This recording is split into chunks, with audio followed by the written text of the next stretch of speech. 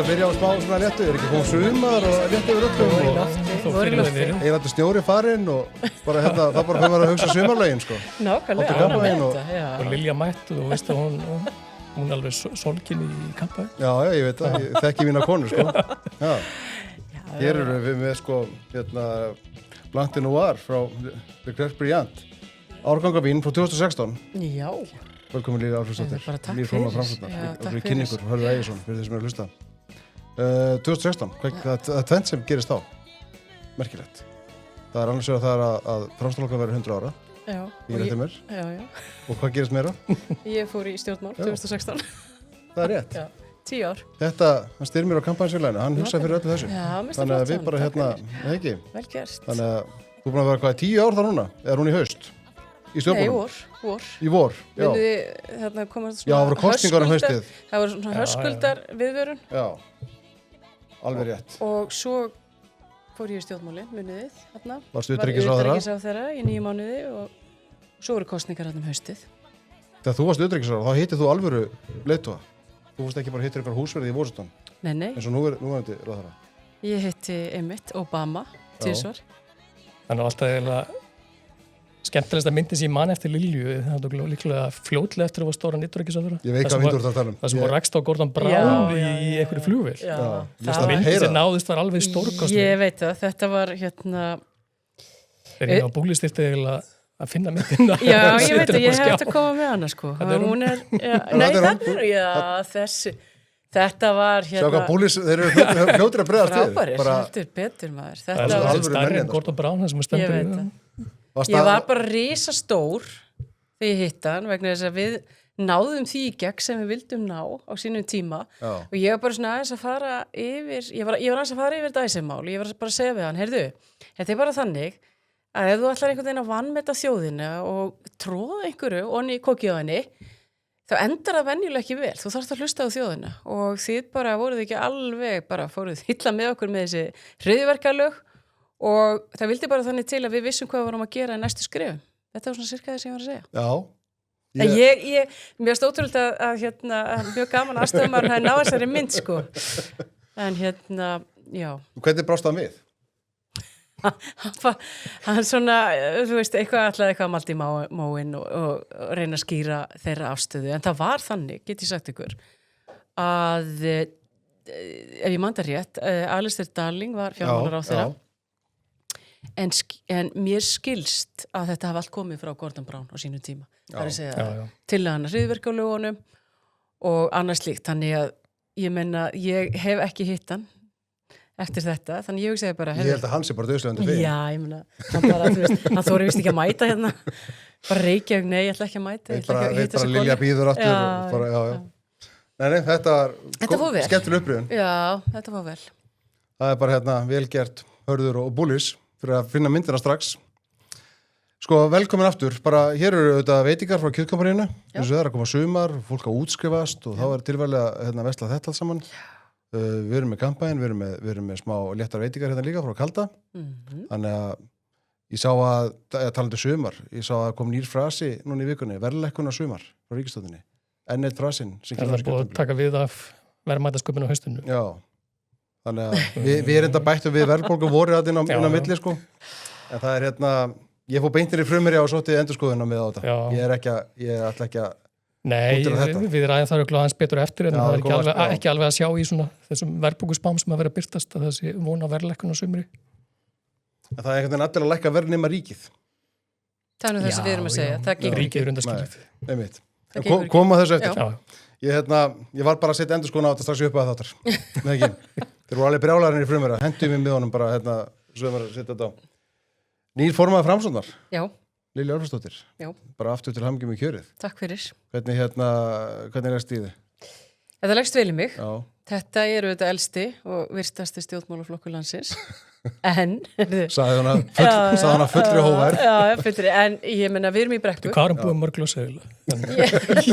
Þið viti hvernig það er með mig. Ég þarf ekkert að drekka það. Ég er alltaf bara, það bullar alltaf, ég er alltaf í, góðu skapi. Eða svona oftast nema því þarf að taka á hinum að þessum. Við erum auðvitað í Brekku. Já. Og ég veit auðvitað að þetta er áskorun En ég hef mjög sterka samfæringu fyrir því að stefna okkar til að mynda í efnahagsmálum og ég tala nú ekki í utanríkismálum. Það er að segja við viljum ekki að Ísland fari inn í Evrópusambandið og við auðvitað erum á þessari miðju. Við viljum skynsamlegar tillögur í efnahagsmálum og ég tel að þjóðin muni leggja við hlustir þegar við erum búin að fara í alla þessa vinnu og uppbyggingu. Nú er ég þessa dagana sem hefst mjög skemmtilegt. Ég er að hitta allt sveitarstjórnarfólki okkar, vítt og breytt landið. Við erum að bjóða fram á 26 stöðum, 480 manns í framboði fyrir okkur og það er bara mikill hugur í fólki, því er ekkert annað. Já, bara upp og áfram. Já. Jú. Sko, við vorum að fjalla við höfum stundu fjallað þetta í þáttunum. Já, ég hef eitthvað heist það. Þannig að nú er stundur ræðum við þig og nú ætlum að ræða við þig. Já. Þannig það er líka munurinn. Við fjöllum það síðast þetta, þar sem að Þórður Gunnarsson og Eldur Ólafsson voru hjá mér og þá vitnuðum við þennan ágæta mann, Ólaf Þótt Harðarsson, fyrrandi prófessor í stjórnmálafræði, sem er nú reglulega álitsgjafi á RÚV og ég veit að þú þekkir hann nú vel. Já. Hann velti þarna upp hvort að Framsókn ætti að leita frekar til vinstri. Þú veist, þetta er auðvitað svona einhver almennar pælingar hjá honum og allt þetta til að auka fylgið. En og ég sagði hér í síðast þetta, ég myndi bara fá því í settið til að spyrja það þessu sama. Og hér ertu komin. Já. Og hér er spurningin, ætla að leita til vinstri. Já, við erum á miðjunni. Það er bara þannig. Það er bara vinna, vöxtur, velferð. Það þýðir það að við viljum hafa öflugt atvinnulíf til þess að búa til verðmæti og verðmætasköpun. Við höfum alltaf verið þar. Við erum á miðjunni vegna þess að við viljum hafa öflugt velferðarkerfi. Við viljum hugsa okkar minnstu bræður. Fara lengst til vinstri, ég sé það ekki. Það er ekki sem svona, hvað get ég sagt? Ég meina, ég bara hef mikla trú á því. Ég hef mikla trú á því að það sé mikilvægt að vinna og það sé hátt atvinnustig. Við erum með þessi lífskeiði meðal annars vegna þess að Framsóknarflokkurinn hefur verið mjög lengi í ríkisstjórn og þetta lagt mikla áherslu á þetta og þetta er bara lykillinn því að það gangi vel á Íslandi. Hafandi sagt það, bara eins og ég segi, mér er gríðarlega mikilvægt að við séum með öflugt menntakerfi og heilbrigðiskerfi þar sem fólk hefur góðan og greiðan aðgang á því eins og það hefur í dag, en auðvitað má alltaf efla allt. Er einhver áskorun sérstaklega fólkinu því að, þú veist, ef við horfum bara stjórnarandstöðuna, við erum með Sjálfstæðisflokkinn, Miðflokkinn og Framsókn. Þú veist, á mörguleiti líkir flokkar, á mörguleiti ólíkir, þú veist, og allt það, en er einhvern veginn, er áskorun fyrir nýjan formann að, ég veit ekki endur aðskila heldur, kannski aðgreina Framsókn frá þessum tveimur flokkum? Það eru auðvitað þannig og þú lítur svolítið á til dæmis gengi Framsóknar og Miðflokks og Miðflokkurinn sé farin auðvitað mun meira til hægri og hann er svona svolítið núna í kapphlaupum fólk á hægri vangnum að þá hefur auðvitað oft þegar við til að mynda hefum verið að skora í kannski kringum 18-20% í könnunum sem var nú bara fyrir 3 árum þá lá Miðflokkurinn mjög lágt. Ég held hins vegar að það sem sé skynsamlegast fyrir okkur að gera og ég hef auðvitað sagt að það er auðvitað bara að vera sjálfum okkur samkvæm, hafa trú á því sem skiptir máli og sem ég tel að sé þessi enn og aftur vinna velferð vöxtur og það hefur bara gengið mjög vel fyrir Ísland. Við þurfum auðvitað, það sem ég vil setja á dagskrá, ég vil auðvitað fara í meiri svona umbætur, ég vil fara í meiri umbætur á lánamarkaði. Ég skil ekki að það sé ekki hægt að veita betri kjör til 30 ára hjá svona auðugu landi eins og okkar. Við erum einhvern veginn alltaf að miða allt við stýrivexti Seðlabankans sem eru skammtímavextir og ég hef í hyggju að taka flokkinn meira inn í svona umbótastarf og við vorum til dæmis að kynna efnahagstillögur sem eru mjög svona á miðjunni en einhverju síður skynsamar og til þess fallnar að lækka verðbólgu og ná svona nýrri þjóðarsátt. Já, við vorum að kynna það í dag, við erum að taka hérna upp á 50 degi, þátturinn kemur út á morgun, föstudag, þannig að þetta er áhugavert, ég réttnaði nú að grúskísa tillögur frá okkur, það er bara gaman að sjá að flokkar skuli láta til sem taka og kýra nýja tillögur. Hörður, þannig að þú veist nú ekki eins og Dagur B. einhver aukarhlutverki hér. Sko, heldur þú að, þú veist, að við veistum rætti hér á þáttunum, þú veist, að kjósendur voru líklega að refsa síðustu ríkisstjórn einhverju leyti, þú veist, lækkandi fylgi Sjálfstæðisflokksins, VG, þurrkastjórn þingi. Ætli kjóstu sér ennþá að refsa framstofnandum? Já, alveg einhverju leyti og líka held ég, alveg eins og nefndi kannski spurningunum til Lilju, að það vantar kannski meiri sérstöðu hjá Framsókn í þessari stjórnarástöðu, miðflokkurinn með mjög afgerandi sérstöðu sem, sko, mér langar ekki að segja hægri sinniðasti flokkurinn, af því að margt í fari miðflokkurins tengi ég ekki sem hægramaður við hægramennsku, en hann er svona út á jaðrinum og Sjálfstæðisflokkurinn er stundum svona einhvern veginn að elta miðflokkin helst til og mikið, finnst mér, og svo er Framsóknarflokkurinn og það nýr formaður en eins og nefndir kominn og eftir svona ákveða hvar hann ætlar að fóta sig. Þannig að ég held að það sé virkilega alveg sóknarfæri fyrir Framsóknarflokkinn. Ég vona hann, og ég trúi Lilju alveg því að hún sé ekki að fara að færa nóg mikið til vinstri. Þú voru ekki að kosið okkur, Hörður. Já, ég hef nú aldrei kosið Framsóknarflokkinn, en ég það eru Framsóknar gen í mér, komin að Framsóknar fólki í móðfjölskyldunni ég er að vinna þessu. Og kosningarskrifstofa Framsóknar var rétt hjá mér á Akranesi-götunni og hann ber hlýjan hug til Framsóknarflokksins. En ég held að það sé alveg hann tækifæri fyrir Framsókn til að einhvern veginn minna aðeins betur á sig fyrir hvað það stendur, fyrir hvað flokkun stendur, að því akkurat núna svona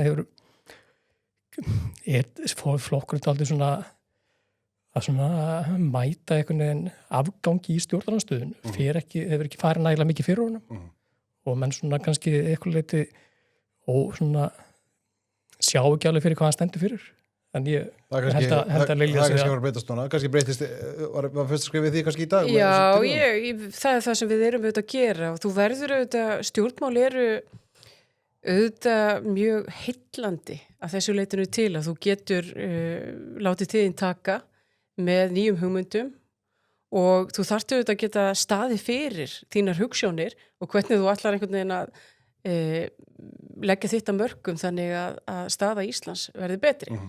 Og eitt af því sem til að mynda við vorum að gera í dag er einmitt liður í því að segja er þið fyrirgefið mér, verðbólguvæntingar og verðbólgan og allt þetta er bara ekki augljóslega á góðum stað. Og þarna til ég að forsætisráðherra og öll ríkisstjórnin hafi algjörlega vanmetið verðbólgu og hversu þrálátar verðbólguvæntingar voru svo þrálátar og búin að vera háar í langan tíma að það einhvern veginn tóku það ekki nú alvarlega og það sem ég held að ríkisstjórnin verða að gera og við vorum að segja, bara þú þarft strax að fara í þetta verkefni. Og ég held til að mynda að því að eins og þetta ákvæði í kjarasamningum að það rakni upp úr þeim ef verðbólgan fer yfir 4,7%. Mér finnst bara það að verðbólgan sé 5,4% í dag er næg ástæða til þess að setjast bara strax niður. Vegna þess að ef þú ætlar bara einhvern veginn að halla þér aftur og einhvern veginn líta á sjálfa þig sem eitthvað nýtt sem auka leikar í þessu öllu sem forsætisráðherra er að gera að þá ertu bara, það er bara svo mikil óvissa. Það eru bara eins og við erum að segja, ég meina, þú veist ekki í raun og veru hvernig verðbólgan er að þróast, svo með þess að ytri þætti og það sem ég vil gera með flokkin er auðvitað að vera með, við séum skynsum í efnahagsmálunum og að við séum að leggja til umbætur, fyrst og síðast. Já. Það verður fróðilegt að sjá, fylgjast með ykkur í því, við komum kannski eitthvað inn á að sjáum hvað gerist hér í þættinum í dag, en svo bara næstu vikur auðvitað og næstu mánuði. Þú segir að þessi lítir Framsóknar, ég get upplýst það hér að ég var einu sem fyrir Framsóknarflokkinn. Já. Reyndar 10 ára gamall, í 17. kosningunum 1990, þá bjó ég í Keflavík og það var þeim tíma þar sem að mátti sitja í kjördeildum og merkja við hverju voru að koma. Þannig að mitt hlutverk fórst í því að hjóla með miðana frá kjördeildinni niður á skrifstofu Framsóknar svo að merktu því hverju voru búin að kjósa. Ég segi bara einu sinni framari, ávallt framari. Og þú veist hvað ég meina. Eru ekki öll framstöðmenn inni við beinið? Jú, ég held að ég það bara ná þessu svona betur út úr þjóðinni og svo er það bara svo að maður sé kannski líka bara svolítið persónulegur. Ég meina, ég hef líka gaman að stórum áskorunum. Ég meina, þú veist, þetta er bara einstæðsta áskorun sem einhver fer í, það er að taka við stjórnmálaflokki og þetta er auðvitað líka heilmikið sem, jáfnvel þó maður sé búin að vera varaformaður, það er allt annað en að vera formaður og ég er búin að vera mikið út á landi að tala við flokksmenn og mjög ánægilegt að segja frá því, við erum að til dæmis að bjóða fram á 3 nýjum stöðum, þannig að það er bara hugur í fólki. Bara eins og segir upp áfram. Já. Talandi Framsókn, ég kom við í Nóa leiðin hingað nýrtir og þá sagði að þú var að koma gestir þjóðmála fara alltaf hér hlaðinu í gjöfum þannig að það er bara, og þá bara vildu Við erum ekki að fara, já, hörðu. nei, við verðum bara hér, það er nóg að geta og drekka og bara og endilega fáið ykkur, það fólk er ófeimið, þið sáuð þegar Brynjar Níelsson var þetta daginn hann var ekki feimið við veitingarnar bara, og ég kunna að meta það sko en sko grænt, pipp, maður stætti því Herru, ég ætla að segja þér þetta kom aftur í Vestlanni í næstu viku Ég ætla að segja þér þetta er uppáhalds súkkulaðið mitt. Í alvöru? Ég elska þig. Anna Fríða í Nóa Pitt, Sirius, ég var hún lítil. vita það sko Já, þetta er Af því hún- geggjað. bara ég Já, sagði, þú verður að ég bara koma. segja þér það. og hún bretti með þetta Já, takk. þetta er komið í Vestlanni í næstu viku Frá. við fáum hérna fórskot á sæluna þannig að fyrir Herðu, ég er svona að hugsa um að því að við erum svo mikið fyrir varning. Þetta er ekta svona framsóknar varningur. já, það er hérna, Já, mjög líklega sem hún var að hugsa já veist þetta er veist, sko. Nei, ég meina, sko, ég er ekki að grínast, þetta var uppáhalds súkkulaðið mitt. já, ég trúa þér Já, það er bara, ég ætla bara að segja. það er bara þannig Þetta er Anna, já. meira gjafir Já, frábært. þjóðmála húðar, þú átt ekki svona þér húðar Nei, ég á ekki svona derhúfurnar. því það er að koma sumar Já, frábært. þannig að hérna, þú átt svona hörður en þú mátt gefa einhverjum Það sé mjög flott. þetta er það sem við vinnum okkur Íti House of Brands hafa búið til fyrir okkur fæstu þetta inn á þjóðmál.is hvar er líka hægt að skrá sig í þjóðmálastofuna og vera hluti af þessu skemmtilega samfélagi þetta með okkur þannig að við hvetjum allir til að kíkja þangað inn Erum við að tala um að ég er að fara út að hlaupa í Fossvoginu með við þetta? heldur betur Það er bara, skert. og í sumar Já, ferðast á alls landið og Svo seti kannski svona framsóknar merki. bara, þér er bara hjálst að gera það þjóðmál er óháð stjórnmálaflokkum þannig að þú bara gera svo vilt við Já, þetta mér finnst það bara flott. þannig að ég veit bara að þú mynd bera þetta með stolti í sumar Já, algjörlega, sko. ekki? Jú, veið að ég er bara að fara að sjá alls konar svona. Þú komst aðeins inn á efnaðarsmálin og hérna, við þurfum að skora það þessi áður en kannski förum í það, sko, þá sáum við að það er stöður inn á EpicBet Já. það hvort að ríkisstjórnin muni falla fyrir áramót.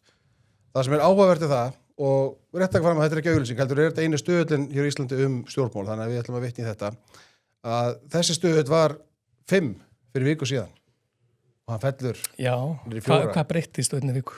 það Fækkaði ríkisstjórninni eða? fækkaði ekki í ríkisstjórnin, það fækkaði í þingverðundunum, Já, já. ekki? Það segir stiða ríkisstjórnina samt, sko. Guðmundur Ingi, Já. já, ég hugsa hann gerir það. Mér finnst bara En áhugavert þetta er mjög var- merkilegt mál, það er bara þannig. Ég meina, oftast það er langur aðdraðandi og svona, þú veist, fólk veit, þú veist, hvernig staðan Og vera einhver núningur já, og já, svona svo dót, bara, sko. já. En þetta var svona, já, að því að þetta er, auðvitað, hefur verið hennar, eins og ég hef skilið það, verið svona hennar helsti trúnaðamaður. Mhm. Þannig að ég er ekki tissa á því að þetta sé að gerast vegna þess að þetta hlýtur að vera mjög óþægild fyrir ríkisstjórnina, sama hvað hver segir. Já, og það sem er auðvitað líka óþægt fyrir hann er bara staðan í efnaðarsmálum. Já, Við sjáum til dæmis bara núna, ég sá að Kvika var að byrta í vikunni verðbókuspá fyrir komandi misseri. Reyndar ber verðbókuspám ekki saman. Nei. Því að hann fjallaði um það. Þeir tóku nú hérna, hvað segir þau, hjöðnu verðbólgu í apríl væri aflýst. Sko, var ekki, Íslandsbanki og Landsbankin eru búin að gefa út verðbólguspá í EFS greining líka, Arion. Hörðu, þú þekkir þessi mál? Já, ég meina, þú veist, það er klísja að segja að það sé svona óvissa í efnaðsmálum, en hún hefur aldrei verið, held ég, meiri allan í árabil þegar kemur á því að spá fyrir verðbólguna. Vissulega hefur þetta útspil ríkisstjórnar í, hvað, var ekki síðasta föstudag, það sem ríkisstjórnin er svona með handvirkum aðgjörum og ég held að það sé alveg bara rétt hjá hann að bregðast við, þannig að með því að þessum utankomandi áföllum sem er að byrtast okkur í formi hækkunu og olíuverðu og þar leiðandi í eldsneytisverði hérna í Íslandi að reyna að tempra þær hækkanir og augljóslega ríkisstjórnin að gera það til þess að reyna að hafa áhrif á það að það slitni upp úr þessu kjarasamningum í lok ágúst. En engu að síður þá er í vændum næstu mánuði frekar slæmar verðbólgumælingar með þess að spá sem er að byrtast hjá okkur í öllum helstu greindum. Flestir að búast við í, þetta er aldrei svona breytt bil, að búast við í að verðbólgan verði á bilinu 5,1 til 5,5% núna í næstu mælingu í lok þessa mánaðar. En það sem kannski verra er að hort lengra fram í tíman inn í sumar og haustið, þá er ekki útlit fyrir það að verðbólga muni fara ekkit mjög langt undir 5%. Hún verði hérna á bilinu 4,5 til 5% aftur í þessari gríðarlegu óvissu, þannig að hún gæti hæglega orðið miklu meiri. Já. En síðan hjó ég eftir því hana í greiningu sem Íslandsbanki birti í vikunni, var hann að sína svona verðbólgu spá, þá eru líka birta sem hinni bankana hafa gert spá út árið 2007 sem það er ekki eitthvað fram að þeir þá ennþá meira óvissu en þeir eru, og þar verður verðbólgan minni með 4,3% í árslok 2007 til upprifjunar fyrir hlustendur og áhorfundur, þá var verðbólgan komið niður í 3,7% eða ekki í nóvember. Einmitt. Þetta eru rosalega tölur og hvað segir þetta þá okkur varðandi möguleikan á því að vextir séu að lækka hérna? Ég skal alveg fullir það að vextir er ekki að fara að lækka hérna að meina verðbólgan verður yfir 4% held ég. Ég held að þessi svona ákveðin sársauka mörk fyrir Seðlabankan að stíga ekki skref til lækkun á vexta að meðan að verðbólgan er yfir efri vikmörkum verðbólgumarkmiðsins sem eru 4%. Nema þá, og það er sviðsmynd sem við viljum ekki að rætist, nema þá að það fari eitthvað að brotna svo mikið í hagkerfinu, í raunhagkerfinu, þá helst er ég með augun á byggingageiranum sem að þar byrji að staðan að súrna allverulega með tilhæfandi smita áhrifum á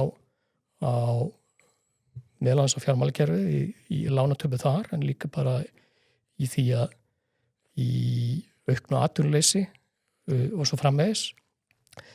Þannig að í slíkri sviðsmynd þá kannski gæti Seðlabankinn verið nauðbeygður til þess að fara að lækka vexti, en aftur þess nefndaðan þá er það engin óska staða. Nei. Þannig að hvað segir hagfræðingurinn Lilja? Hún segir það að við vorum að kynna okkar efnahagstölugur og lágum svolítið yfir spám og hvernig verðbólgan er að þróast, og alveg svo Hörður kemur inn á, horfunar eru bara ekki, þær eru ekki góðar. Það er að segja að jafnvel þó hún lækki eitthvað, þá er bara fyrir okkur að vera með verðbólgu svona þráláta og komna upp í þetta í svona langan tíma.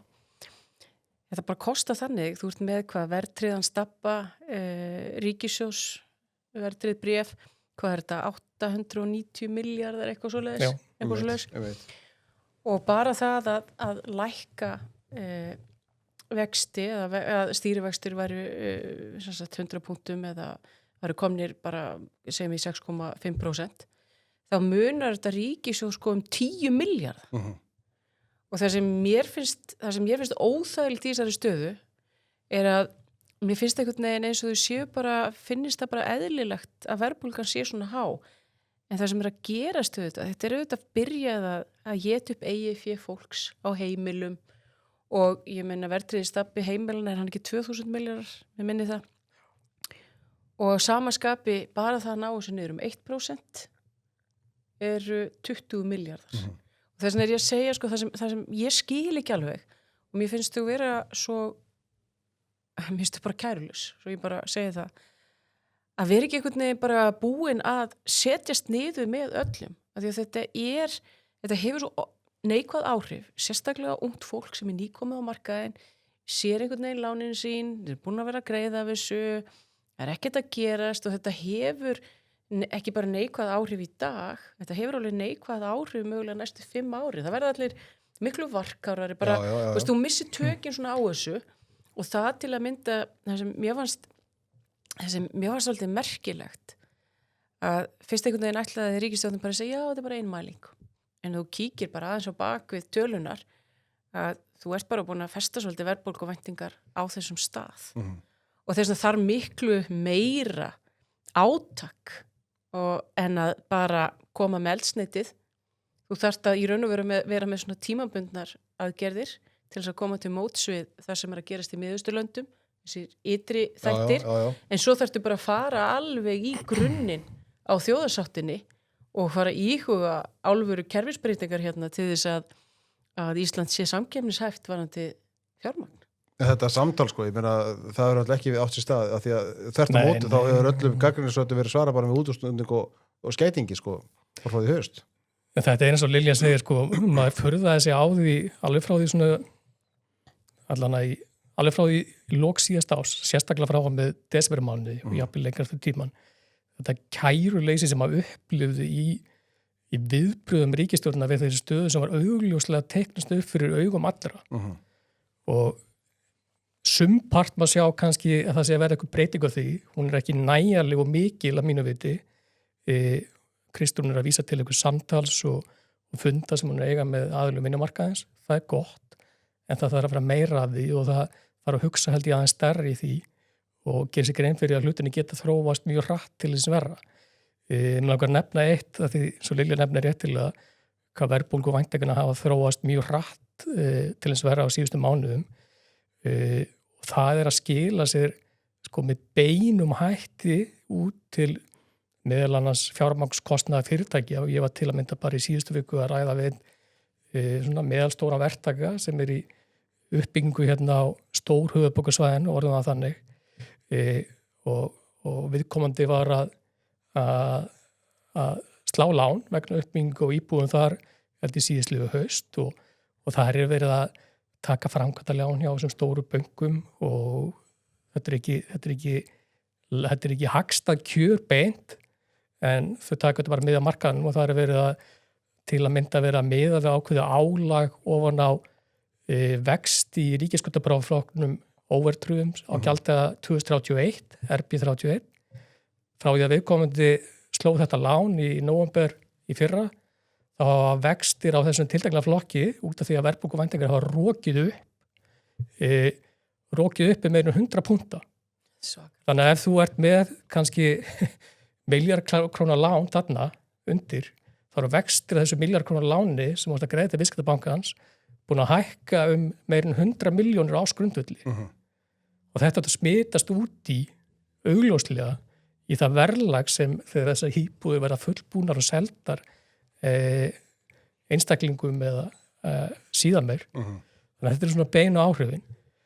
Þannig að Já, þetta ekki kemur þetta niður. Já, svo bara líka annað í þessu sem þau hafa algjörlega vanmetið og við auðvitað, ekki það hver vill ekki rifja upp COVID-tímabilið, ekki, en það var alveg ljóst að út af því að framleiðslufallið eða landsframleiðslan var að minnka það mikið hjá okkur að því hvað ferðaþjónustan er stór, bæði í landsframleiðslu og í útflutningstekjum, þá var það alltaf ljóst að Ísland þyrfti að fara í meiri aðgerði til þess að halda dampi.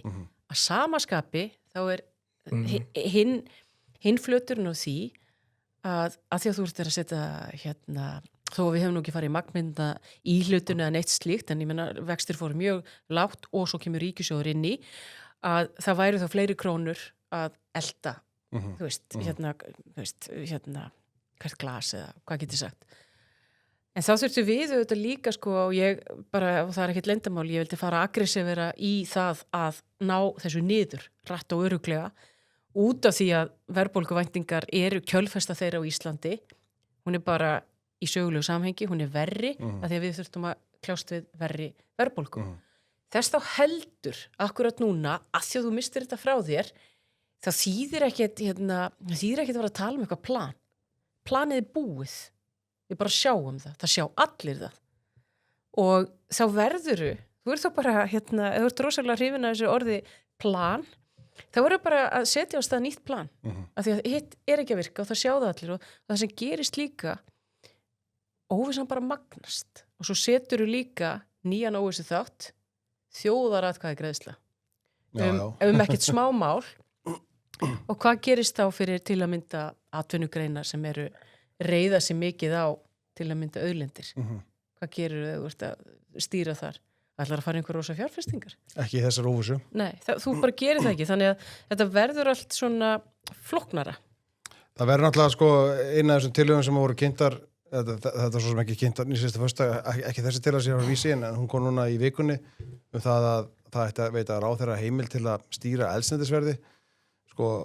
Það er 2006, maður spyrir stundum bara í hvað heimi lifum við, hvert er fólk komið þegar þessi eina tilum snýra því að ríkið ætlar að fara að handstýra því á hvaða verði eldsneytið verður sett hér á landi í smásölu. Er þetta ekki einhver miskilningur? Er það? Já, ég heyrði eitthvað aðeins í morgun en ég var einhvern veginn, það finnst það sem ég dætti í huga því að eru þau ekki að leggja til að lækka vaskinn?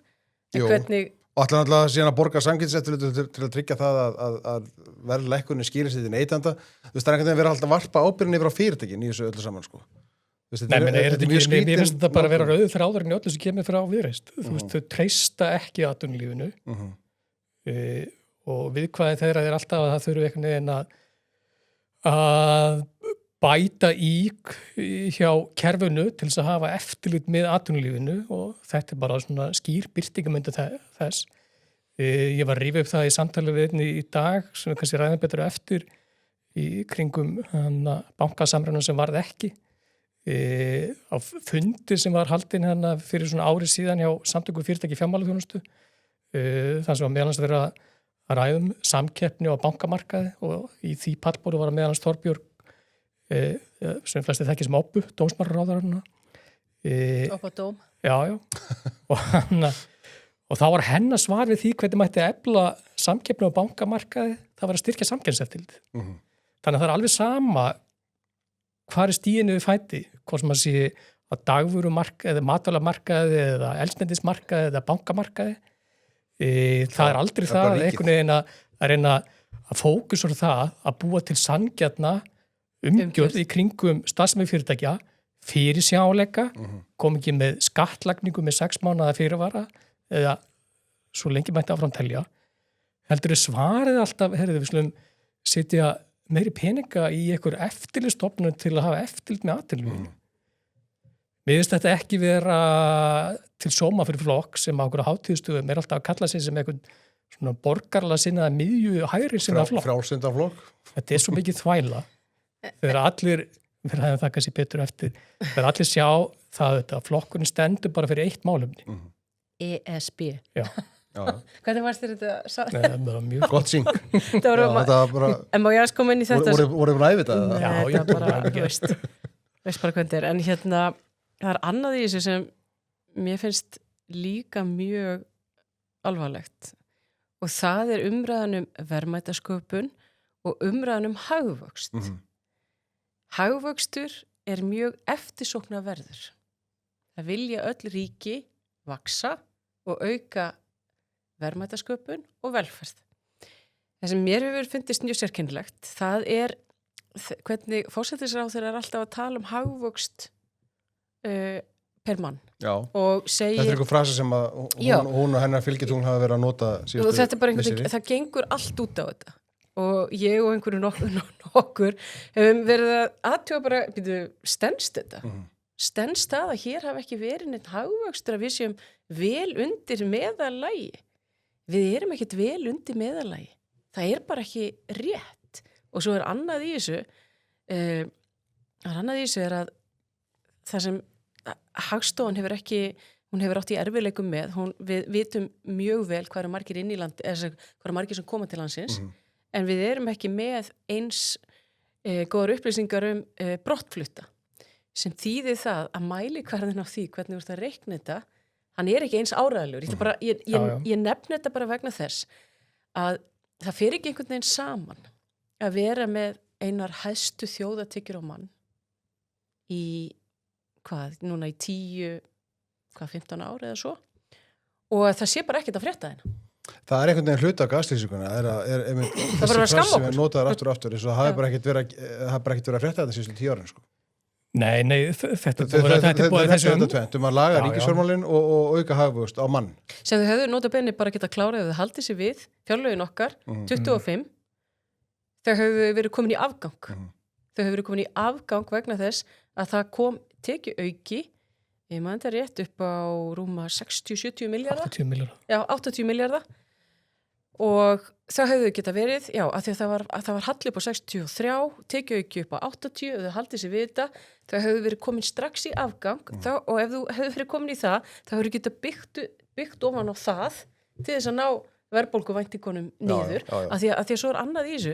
Þegar við talum við erum mjög stolt það er 1 milljarða afgangur. 1 milljarður í íslenska hagkerfinu er ekkert. Nei. Það er ekki neitt.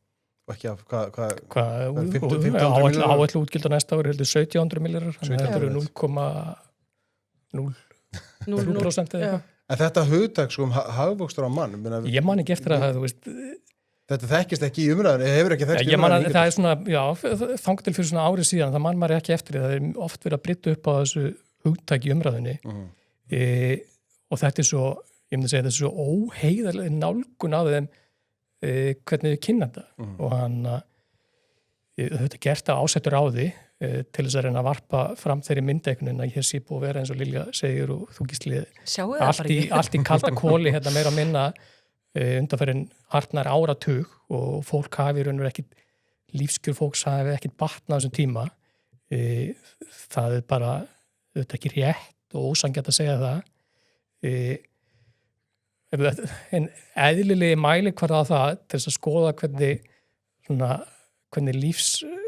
hann að verðmætasköpun vindur fram og þá um leið lífskjör fólks er að skoða hvernig framleiðinni á vinnustund er að þróast og framleiðinni á vinnustund frá þessum tíma sem Kristrún er mjög fókusar á 2018 hefur aukist 12% minnum frá 2018 til 2005 þetta er heldur meiri framleiðinu aukning heldur við sjáum í svona öðrum OECD-löndum í sögulegu samengi er þetta minni framleiðinu vöxtur heldur við svona þekkt, það eru margar eðlilega ástæður því, bara holt og bolt hefur framleiðinu vöxtur bara á Vesturlöndum þetta verið að minnka en af hverju er þá þetta misvægi því að það sé 12% framleiðinu vöxtur á 8 árum en síðan mögulega sé hagvöxtur per mann ekki búin að aukast jafn mikið. Fer ekki saman. Það fer ekki saman ástæðan fyrir því þetta, vissulega spilar inn í þetta atriðum að fólki hefur fjölgað talsvert á þessum tíma en það sem ræður hvað mest þetta og skýrir held ég svona cirka helmingin er að þessi framleiðnu aukning, þessi aukna verðmætasköpun hún hefur verið nýtt til þess að stytta vinnuvikuna cirka og hún skýrir helmingin af þessu og það er bara ákvörðun sem var tekin af aðalu vinnumarkaðins. Og það eru ákveðin lífskjörið í því. Ekki hvað síst á hinum opinbera vinnumarkaði. Akkurat.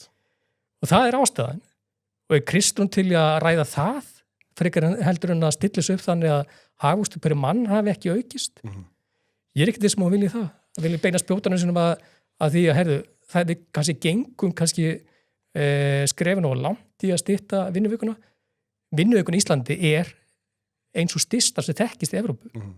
Hvernig ætlar það einhvern veginn? Þú getur ekki bæði átt kökun og getið hana. Þú getur ekki bæði bara verið með stystu vinnuviku í Evrópu og síðan einhvern veginn séð fram á það að hagvöxtur per mann til að mynda að hann vaxi bara hérna 3% árið eitthvað. Ég sá að Konráð Guðjónsson var að gera einhverja greiningu á þessu. Já, ég mæli sterklega með því að flestir lesi það sem hann hefur sagt um þessum mál. Já, ég fagna þessari greiningu vegna þess að ég var eina af þeim sem var svolítið neikvæð gagnvart þessu.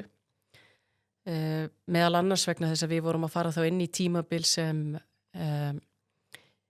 vænt verðbólga var að fara að aukast og það segir sér bara sjálft að ef þú styttir vinnuvikuna hvað gerist þá? Þá þarf þá fleiri inn á vinnumarkaðin til þess að spórna gegn launahækkunum og þannig að þetta var, ég myndi ekki segja að þetta hef verið, ég veit þetta er ekki vinsælt sem ég er að fara að segja en það var alveg ljóst hvar við vorum stödd í hagsveiflunum og jafnvel þó að þetta hefði verið komið til tengd í kjarasamningum og öðru slíku og þetta lítur auðvitað vel út en það þarf aðeins að hugsa hvaða þýðingu hefur þetta, til dæmis á framleiðni, hvaða afleiðingar, ég gleymi ekki, ég nefndi þetta einhvers staðar og ég segi já, þetta bara, þú veist, þetta setur þrýsting á verðbólgu og þetta þótt alveg óbúslega sérstakt að segja þetta. Þetta var nú ekki alveg, þetta var nú ekki góð latína sem væri þarna, en ég held að við sjáum þetta alveg. Við þurfum líka að þóra að segja hluti sem er ekki endilega vinsælir. Já, það er nýja framsókn. Lilja búið að breytingar hér í dag. Já, en ég minna, svo ég bara, enn og aftur á þessum efnahagsmálum. Þetta er bara þannig. Ef við erum svo, ef atvinnuleysi fyrir aukast, og þess að hagvöxtur minnkar það bara eykst atvinnuleysi og sá reikningur að því við erum velferðarsamfélag þeir beint á ríkið það er svo miklu við verðum að ná tökum á þessu Já, og ef við gerum það ekki þá bara beintnar á hagvexti og öllu því.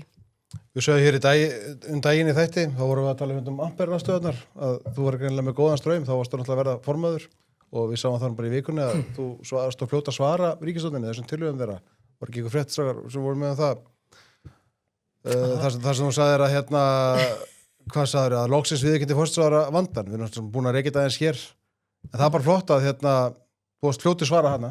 Já, ég veist að ég stöðu kvöldu Lilja Dögg Snögg. Já. Pappi kallaði mig það þegar ég var lítil. Lilja Snöggdögg, en hann gerði þetta ekki að því að honum fannst það svo frábært. Honum fannst í stundum mjög fljót til þess að svara alls konar. Ég ætla ekki að fara út í það. Er það gott eða slæmt eða? Hvort hefur það verið þér til haps eða ekki? Það er gott slæmt. Það er stundum rosa gott. Okay. En stundum maður auðvitað svolítið fljótur. Það er bara þannig. Ég keypti ég var sprettleipari. Já. Þetta er bara að segja það hérna með ég að fá mér kampavín. Já, bara, ég trúi þér. Sko, það er eitt svona sem tengist þessu, þú veist, það er alltaf gagnrýni í fjármálaráðs á þessa fjárhagsáætlun ríkisstjórnarinnar sem að hefur nú vakið svolítið athygli í vikunni en ríkisstjórnin vill auðvitað ekki horfa mikið til, en sko fjármálaráð hefur auðvitað verið gagnrýni áður, var gagnrýnið á ríkisstjórnin sem þú sast í og hefur verið gagnrýnið á þessa ríkisstjórn líka. Og það er bara fínt, sko. Já, ég meina, til þess er það, vantanlega. Hörðu, þú bara að krönsa þetta eins, að greina þetta. Já, ég eins og það segi ekki, ég meina, þetta er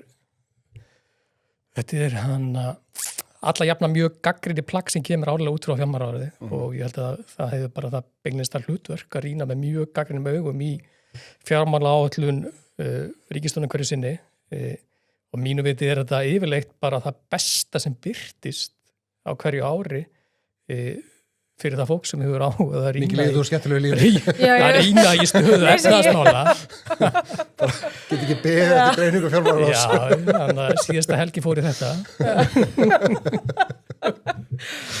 En það sem var þetta er ríflega 50 blaðsina plagg og það sem fjármálaráð gerir núna Já, helgin undir lög. það sem fjármálaráð gerir núna þeir gerðu þetta í fyrra í fjármálaráði þá á þeim tímabúndi var verið að byrja að kynna þessi áform ríkisstjórnar að tengja bætur almannatrygginga við launavísitölu. Þá steg á þeim tíma, í apríl minnum í fyrra, sama tíma og núna í ár, steg fjármálaráð mjög fast niður í sínu áliti og var að vara sterklega við þessu og þrátt fyrir að núna það sé búið að núna er búið þetta því miður, segi ég, innleiða þessa löggjöf og það má segja í þessu áliti fjármálaráðs sé næstu hálft plaggið undir gagnrýni á ríkisstjórnina fyrir það að hafa tekið þessa ákvörðun og verið aldrei að leiða fram hvað afleiðingar það kann að hafa fyrir með sér. Það er langt mál að fara yfir allt saman en eitt af því sem þetta fjármálaráð er að benda á þarna er verið að tengja cirka 15% af heildarútgjöldum ríkissjóðs við launavísitölu. Það þýðir að og það er verið að benda á þarna að það séu engin tækið að tól þá sem ríkissjóður hefur til að bregðast við þegar það eru sveiflur í hagkerfinu með einhverjum mótvæðisagjörum að stórum hluta af heildarútgjöldum ríkissjóðs. Og þetta er til þess fallið þegar til að mynda það verður kreppir að í hagkerfinu og laun eru þá það er réttar að þegar að verða þegar hagkerfið er kannski, ég ætla að segja réttar að þegar hagkerfið er á yfirsnúningi í hverju sinni og þá magnar þetta hagsveiflun til þess að ýkja hana vegna þess að þá eru þessi 15% útgjöldum ríkissjóð sem eru þá meirinn 200 milljarðar cirka, að þá eru þessi útgjöld að hækka eins mikið og mögulegt er bara samkvæmt launavísitölunni. Ég held að Halldór Benjamin hafi kallað þetta vítisvél daginn. En þetta er sannarlega vítisvél og það sem er svo sárgrætilegt við þetta að það er búið að vara við þessu úr öllum áttum og þetta er verið að taka skref þarna eins og fjármálaráð bendur á sem er á skjön við það sem flest önnur ríki í kringum okkur hafa verið að gera. Þau hafa verið að vinda á afan af svona sjálfvirkjum tengingum í útgjöldum ríkissjóðs. En það er þetta margt annað. Það bara er ekki hlusta.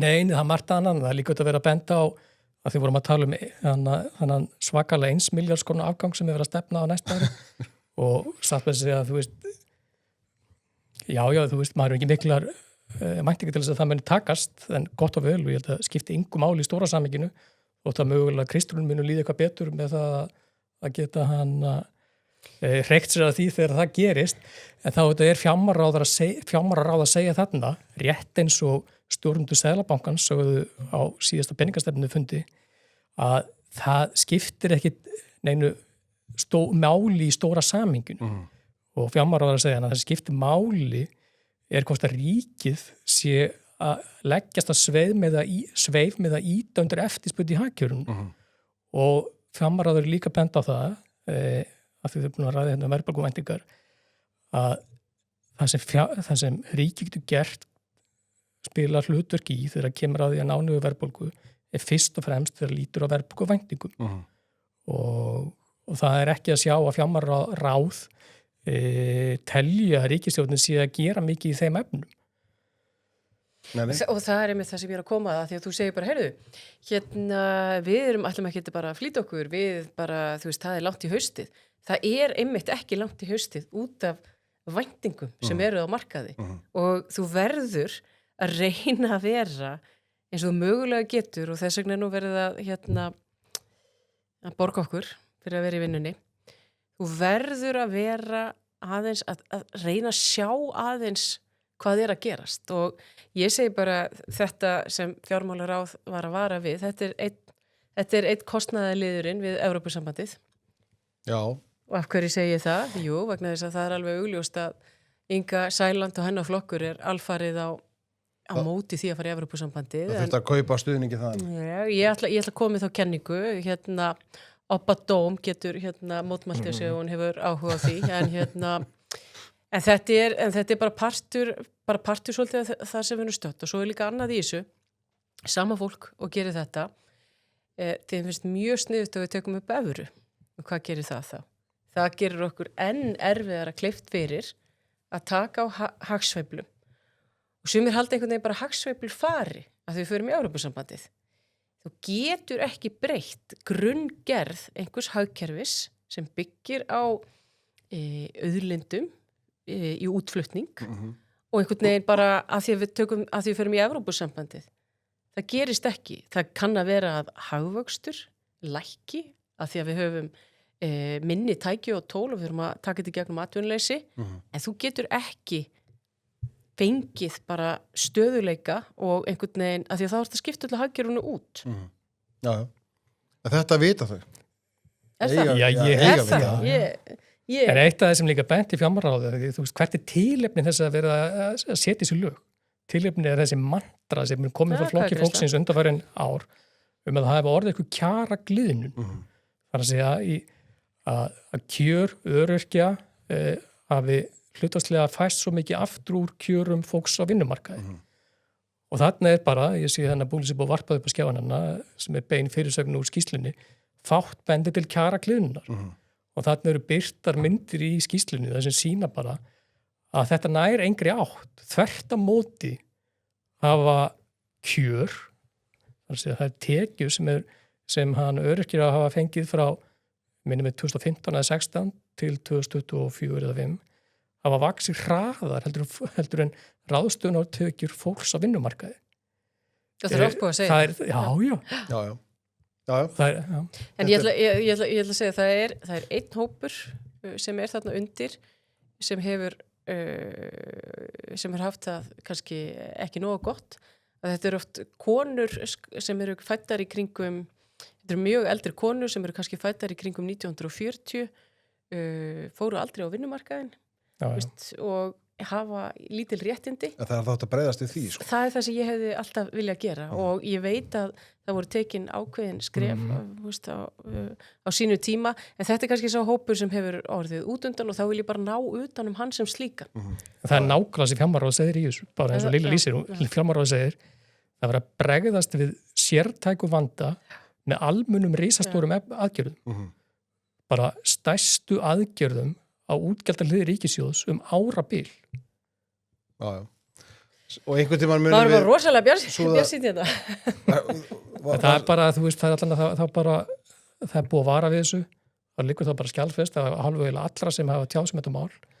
Þannig að það er bara eitthvað millusteytt háls þessar ríkisstjórnar sem hún þarf bara að bera þegar að þetta fer á slæma vegu. Já, þau verða kannski bara hætti í stjórnmála þá, sko. Já, ég skiptir einhver máli. Þannig að, Þá er ég búin að fá ykkur í þetta og við þurfum að, það var nú kannski gaman. já, Ekki? alltaf gaman. Við hörður í ríkistöndinni. Hvað myndir láta hörður gera? Einhver líktur hvernig? Ég myndi setja hann í efnahagsmál. Já, ok. Ég myndi setja því í íþróttamálin. Já, ég skal bara taka það. Fjölmiðla. Já, Þannig að þetta er mjög gott trakkar eitthvað í íþróttamálum, hann gísli Já, það, já, mannstætt já. ísmestari og Ég- byggamestari. Já. Svona að gera málmáður. Ég er bara svo ánægð með þessi framari. Já, já, Svo ég bara segi því. við erum það. Segi það. Já. Komið því að.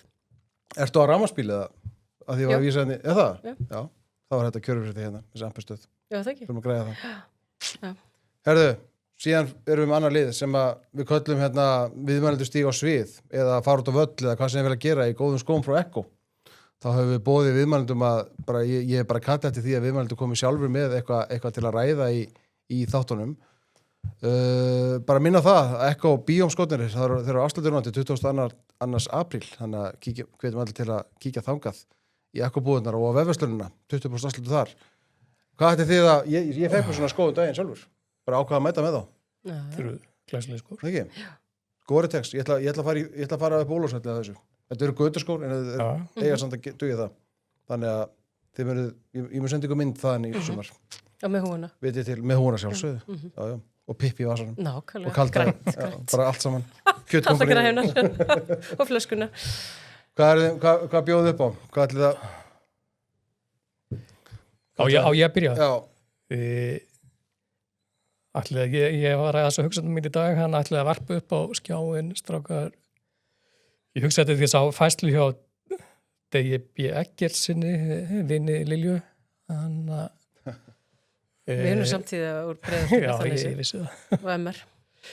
Nei, hann þá, sko ég ætla svo sem ekki að einskora þessu umræði við orkuveituna. Þannig er dagur að nefna að hann átt í umræði við Guðrúnu Hafsteinsdóttur og þingi í vikunni í kringum umræðan fjármálaáætlun og Guðrún var þar meðal annars að nefna sumar hluti í kringum svona nýlega kynntar tillögur Sjálfstæðisflokksins í efnahagsmálum sem meðal annars lúta því að stíga ykkur skrefi í að selja hluta af eignum sem ríkið á í hennum ýmsu ríkisfyrirtækjum og við hvaði dags Sem er nú ekki fá. Nei, og við hvaða dags í þessu eru bara svona, þú veist, og þau einskorist ekkert við samfylgjuna heldur bara svona meira og minna holt og bolt alla stjórnmála flokkana. Það er svona tabú þegar kemur að því að ræða sölu, ég segi sölu á hluta af eignum í tilteknum ríkisfyrirtækjum. Það þarf ekkert endilega að vera þannig að fyrirtæki séu selt í heilsinni og þarna er hann að tala um orkuveituna, það var að ganga á hana hvort að Sjálfstæðisflokkurinn væri virkilega leggið það til að selja orkuveituna. Við slum bara telja upp nokkuð fyrirtæki, orkuveituna eða Rarik eða Landsnet eða Ísavia, Landsvirkjun sem þetta er mikið tabú og síðan Landsbankan. Þetta er svona stærstu eignar og efnaðisreikningi ríkissjóðs. Og ég hef fulla skilning á því að það sé sko andstæða og ég er það okkur líklega sjálfur við að selja suma af þessu fyrirtækjum, en nefnilega sérstaklega Landsvirkjun að fullu til einhver engaðala. Ég held að ég var að móti því. En mér finnst það ætti að vera hægt að efna til einhverja skynsamlega umræðu það að skoða sölu á minni hluta í flestum þessu fyrirtækjum. Landsbankan mætti selja í heilsinni eða mögulega halda eftir 33%. Og velta upp í kostum og göllum við að gera það. Í staðan fyrir að fara strax í eitthvað skotgarfum að þetta sé bara eitthvað tabú og menn séu nánast eitthvað landráða menn við að efna til þessu umræðu. Hvaða jákvæðu vinklar geti fyllt því til að mynda að selja minni hluta í Savia, Landsvirkjun eða Landsnet til sérhæfða erlendra fjárfesta í samfloti við innlenda lífeyrissjóði sem ég veit að eru allir mjög áhugasamir að komast líkar eignir. Eitt er það að þetta myndi auðvitað minnka efnaðisreikninga ríkissjóðs, færa fjármunni sem eru bundnir í þessum eignum til ríkissjóðs sem var þetta ráðstafa til þess að lækka skuldir og leið vaxta kosta ríkissjóðs sem að valda okkur erfiðleikur núna og væri innlegg auðvitað ekki til skamstíma en til lengri tíma litið í það að minnka umsvif ríkisins og lánamarkaði og myndi líka hafa þar afleiðingar að lækka verðbólgu og væntingur á markaði. En það sem þetta myndi gera líka fyrir þessi fyrirtæki að þetta myndi fá sérstaklega kæma að þessu sérhæðir erlendir aðilar. Þeir myndu koma með sérþekkingu, þeir myndu koma með fjármagn sem þessi fyrirtæki getur nýtt til að hraða fjárfestingu sem öll þessi fyrirtæki eru með á prjónunum í staðan fyrir að þyrfti að reiða sig alfarið á ríkið í þeim efnum. Það er til bóta fyrir Íslandi heilsinni ef það væri að hraða uppbyggingu í fjárfestingum hjá Isavia, Landsneti, Landsvirkjun og svo lengi mætti telja. Það myndi orkuveitunni líka? Já, orkuveitunni líka. Og það sem myndi líka gera, hvaða aðrar jákvæða hliðaverkanir myndi koma af því að fá öfluga erlenda fjárfesta og það er gríðarlega mikið að erlendu stofnana fjármagnandi heimi sem að leitast eftir því að komast í bara svona örugar innviðar eignir og það er að búa þannig hnútana þegar það er verið að selja svona eignir að því fylgi, þetta skiptis upp í A og B hlutabréf þannig að þeir sem fjárfesta í svona eignum séu kannski bara með B hlutabréf þannig að þeir haldi ekki á atkvæðarétti og það sem myndi fylgja því að fá svona fjárfesta, erlenda fjárfesta að koma með, sem hefur komið með radarinn Ísland, auðvitað myndu þau fara að huga að fleiri fjárfestingum í Íslandi, myndi það leiða til þess að íslensku verðbréfamarkaðar eða kannski meira í kastljósun í erlendu fjárfestum heldur núna er. Ég held það. Já. Þannig að möguleikur PPP-verkefni innviða uppbyggingu. Já, svo framvegis. Þannig að þetta tabú sem er alltaf í kringu það að efna til umræðu hvort að það sé rétt og skynsamlegt finnst mér óþólandi og hún einskorðast ekki bara við dabi ekki svona samlinguna, heldur meira og minna alla flokkana á þingi held ég nema sjálfstæðarflokkin og ég skal lofa því vegna þess aðan var ég að segja að ég vill ekki kalla miðflokkin hægrisinarflokk. Ég skal lofa því að miðflokkurinn örugglega mjög hikandi til þess að taka umræðu svona hluti. Ég held að sé ekkert hika á mörgum að taka þessa umræðu. Jú, það er ekkert farið áfram með þetta. Nei, það er bara að stoppa þarna að menn séu nánast sakar landráðmann. Ég man að til að mynda eftir því þegar einn af okkur öflugustu mönnum íslensku lífeyrissjóðakerfi og Ólafur Sigurðsson framkvæmdastjóri Birtu lífeyrissjóðs var ræðið þetta fyrir ekki mörgum árum síðan. Og ég held ég Birt viðtal við hann af Innherja, það sem hann var að segja að svo lengi sem að við Íslendingar erum aldrei til í að bjóða erlendu fjárfestum upp á það sem við erum best í að gera. Við erum einhverju svona sigurvera alþjóðlega í því, meðal annars í endurnýjanlegri orku og annað, að þá auðvitað óleiklegt að hann útlendingar vil lítið við eitthvað við okkur. Og þá líka óleiklegt á að íslensku verðbréfamarkaðir verði eitthvað annað heldur bara eitthvað fasteignafélög og eitthvað tuskubúður og eitthvað maturverslanir. Já, við viljum bara bjóða þeim upp á draslis og Carfix.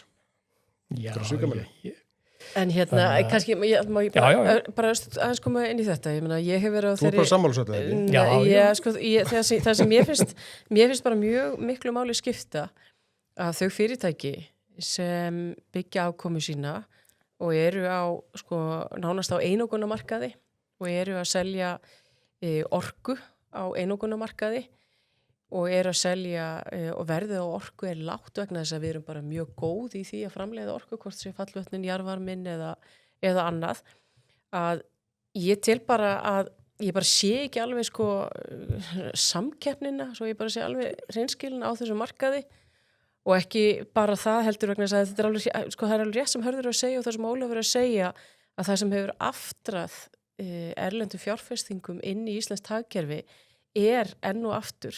Það þetta auðlinda hagkerfi. Við höfum bara tekið ákvörðun það að við leifum bara x mikið erlendri fjárfestingu inn í sjávarútveginn meðal annars vegna þess að fiskurinn í sjónum auðlind þjóðarinnar. Og það sama á við orkuna. Og við höfum verið til dæmis varandi ferðaþjónustuna, það annað. Við erum með erlend eignarhald á mörgum hótelum og ég held að það er engin að gaggrina það, þar höfum við fengið talsverðar fjárfestingar, en það sem ég hef hins vegar gagnrýnt, ég vil ekki að það sé verið að kaupa upp hér mikið á landi. Ég vil að landi sé í eigu þjóðarinnar og ég er alveg til að gera leigu. Jú, ég bara samt að þetta er tengt umræða því leitinu til að við höfum til dæmis náðu sem árangra þegar tala um hérna hagvöxt og verðmætasköpun og allt þetta. Við gerum það vegna þess að við höfum bara verið býsna góð í þessari auðlindanotkun og í því að dreifa þeim gæðum til fólksins í landinu og þar kemur þessi miðjuvingill Framsóknarflokksins fram. Það sem myndi segja varandi vissulega eru mörg af þessum fyrirtækjum starfandi í einokun og þar leiðandi en það gildir ég held ég náðast eins og í tilfelli Landsnets og í tilfelli HS Veitna og Orkuveitunar og annara.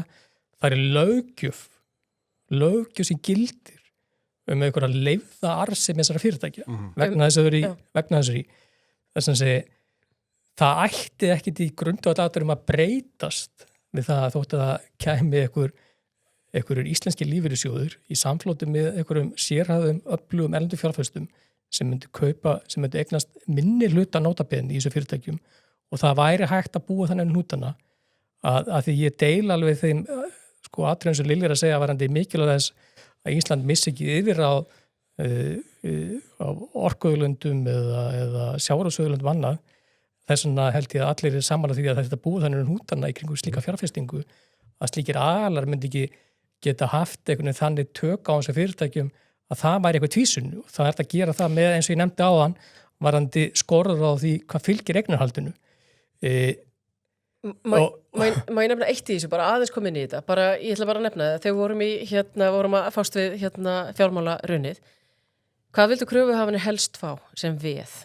Já. Þeir hefðu bara áhuga á því að taka veð í sjávarútvegsfyrirtækjunum eða veð í einhverju sem tengdist orkufyrirtækjunum, öllu slíku, vegna þess að það er í raun og veru, það er bara svo rosalegt virði í þessum auðlindum sem við höfum og eru mjög eftirsóknarverðar. Þannig ég segi alltaf varandi þetta að ég er mjög ég er mikill alþjóða sinni þó ég vil ekki að við förum í Evrópusambandið en við þurfum að gæta að þessari sérstöðu því að hún hefur auðvitað búið til þessa velmegun.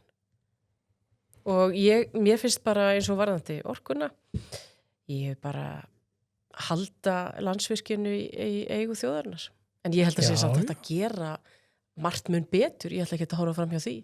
Já. Ok, en ég og Lilja erum saman það að við viljum selja Landsbankann. Er það ekki að þú nefndi það? Ég ætla að segja varðandi Landsbankann. Þú fær mig ekki til að segja það. Er það sérstæð Íslendinga líka? Sérstæð okkar eru auðvitað svo að allir þessi bankar voru á tímabili í eigu þjóðarinnar og ég hef alltaf sagt varðandi það að við þurfum að taka í nokkru skrifum. Já, þetta ég tek undirhörður að það má ræða þessu hluti. Já, ekki færi skókar en þetta má gera tabú. Þannig að vel gert. Lilja, varst þú með eitthvað? Þú sagði mér að hugsa bók, ég er ekki með bókina en ég get rætt bókina. Það kemur eftir. Það kemur eftir. Smætta þetta. Var þetta hrósi? Nei, það kemur líka seinna. Það voru nokkur heimavinnu verkefni. Já, ég bara... Þú varst bara eitthvað einbyttar eitthvað efnaðist til það. Já, ég veit það. Nákvæmlega. Ég ætla bara að beðast afsökunar. Já, við bara Og maður er í svona góðu yfirlæti og góðum félagskap. Já. Og ég er mjög samviskusum, þannig mér líður alveg smá illa. Já.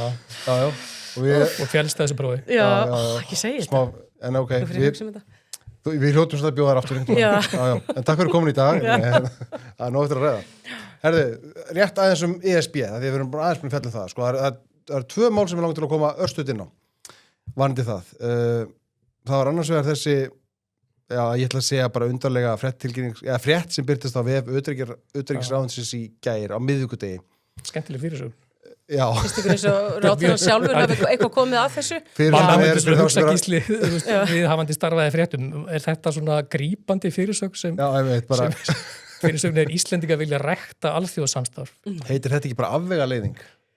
Fyrirsögnin fyrir þá sem er að hlusta, þá er sett frétt á vef utanríkisráðuneytisins þar sem stendur Íslendingar vilja rækta alþjóðasamstarf. Það er smá saga á bakvið þessa frétt. Hún er auðvitað svo að utanríkisráðuneytið hefur látið framkvæma könnun viðhorf Íslendinga til alþjóðasamstarfs margvíslegt á hverju einasta ári. og hefur yfirlega byrt þessa könnun. Ég veit að það stóð til að það var, menn voru hikandi við að byrta þessa könnun í ár. Og Hjörtur og Guðmundsson hefur nú verið mjög duglegur að kalla eftir þessu, hann á vefsíðunum stjórnmála.is og bent á það og aðri fjölmiðlar hafa verið elt þetta og ég veit að fjölmiðlar voru byrjar að hamast aðeins í utanríkisráðuneytinu það að byrta þessa könnuna því hún var gerð, hún niðurstaðan ekki alveg ný. Hvenær var hún gerð? Það standi ekki neðst í fréttinni. Já, 12. til 9. mars. Já. Mánuður síðan. Þannig að það mánuður síðan. En ok, þar, sem hvað við fréttum upp, fyrirsögnin á könnunin það að Íslendingar vilja rækta alþjóðasamstarf og það tala Íslendingar, það mælist mikill stuðningur við aðild Íslands á NATO og Íslendingar vilja taka þetta í alþjóðasamvinnu og svo framvegis og allt gott og gilt og eitthvað sem getum öll tekið undir. En svo kemur hvað málefni í Evrópusambandsins varðar. Eru 42% hlynt því að aðildarviðræður Íslands að Evrópusambandinu verði teknar upp á 9 en 39% eru því mótfallin samkvæmt könnuninni. 19% segjast í meðalega hlintið andvíg, 31% segjast hlintið inngöngu Evrópusambandið og 23% í meðalega hlintið andvíg því. En 46% eru andvíg inngöngu. Það er sem meira landsmann á móti inngöngu í Evrópusambandið. Og þetta er svona nefnt í svona algjöru framhjálpi. Það var ég ég las allan einhverju frétt sem byrtist í gær sem var verið að fjallumkonn og rifja upp að fyrir minnin ári síðan þá þess mér fannst eitthvað fréttnamast þú veist, jú, vissulega það sé talsvert starri hópur sem andvígur því eingöngu í ESB, mér fannst eitthvað ekki síðust stóð frétti því hvaða munaði nánast engu á milli þeirra hópa sem væru hlynntir því að fara áfram í aðaldarviðræður eða aðlögunarviðræður og hjá þeim sem var á móti 42-39% af því að fyrir árið síðan var þetta hlutfall miklu breiðara og aftur eins og við nefndum á hann könnunu tekið fyrir mánuði síðan þegar þá var nýlega búið að efna til þessar umræðu þannig að ég væri mjög spenntur fyrir að sjá komandi vikum nýja könnur sem sýnir þetta. Bara á þessu nótum, ætli fólk sé að gera sér meira grein fyrir því að þetta eru aðlögunarviðræður en ekki... Ég held að fólk sé að gera meira grein fyrir því að þetta er ekki spurningum að kíkja í pakkan. Þetta er meiri hóta skuldbindning sem felst í því að segja já við þessu. Þannig að þjóðaratkvæðagreiðslan í ágúst snýst bara það hvort þú vilt ganga Evrópusambandið. Já, hún snýst það hvort að þú sért hlynntur því að Ísland gangi inn í ESB og hlynntur því að allt samfélagið, stjórnkerfið verið undirlagt næstu 2-3 ár í að færa okkur í átt að þeim stað. Ég held líka bara að ríkisstjórnin, hún er ekki einhuga í þessu og þið sjáuð að forsætisráðherra hún svona ræðir þessi mál ekki nema að hún sé spurð út í það. Gengið á hana bara. Gengið á hana hreinlega og Inga Sæland, við veitum alveg hvar hún stendur í þessu, þannig að sama hvað að segja, þá eru þetta bara nákvæmlega sama staða að teiknast upp eins og var hjá vinstristjórninni 2009 til 2013 og hafandi verið svona eitthvað í stjórnmálum, en þá er það bara þannig ef þú ferði í þjóðaratkvæðagreiðslu og ríkisstjórnin tapar þjóðaratkvæðagreiðslunni, þá er það bara mjög erfitt. Umboðið verður alltaf miklu, miklu veikara og bara það sem ég finnst ég sjá og það sem eru þetta að gerast núna því að andstæðan er að aukast, að þá myndi ég halda að forsætisráðherra og Inga, þær vilja líklega bara koma sem minnst að þessu. Það bera samt alltaf ábyrgð á sig líka. Að sjálfsögðu, það gera það.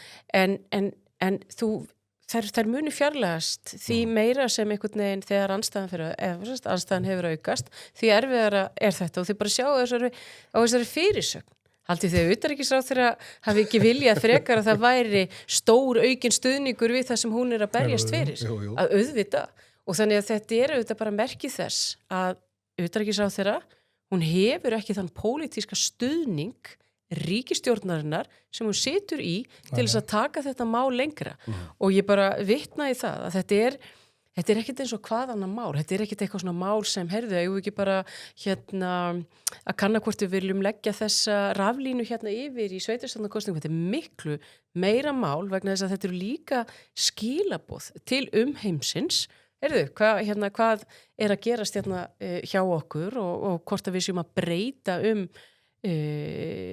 bara breyta verulega utanríkisstefnu. Við vitum að Norðmenn fylgjast mjög vel með þessu og þess að ég segi bara að þetta mál er mjög illa undirbúið og þetta er niðurstaðan. Já. Hitt á málið, þessum tímapunkti, Já, já. en hafandi sagt það, þá segi ég við sem erum ekki á þessari línu og það er mjög mikilvægt að halda vöku sinni algjörlega já. fram að þessari atkvæðagreiðslu. Og við munum gera það hér í þjóðmálum, halda fólki við Mjög- upplýstu gang mála já. fram að þessari Það eru þjóðaratkvæðagreiðslu í lok aukaþættir í ágúst. ágúst. Já.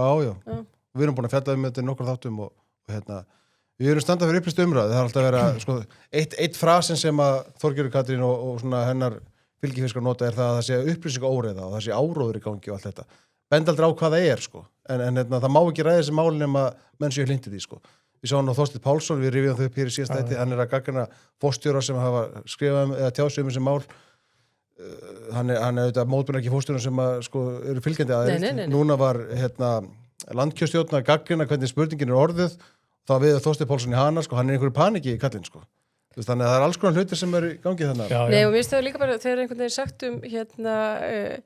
mér finnst ekkert skemmtilegra en upplýst umræða og ég held að við leggjum okkur öll mjög mikið fram við að kynna okkur málin. En það er einhvern veginn sagt að þá sé maður að hafa eitthvað af einhverjum Já. af því að þú sést á neginu.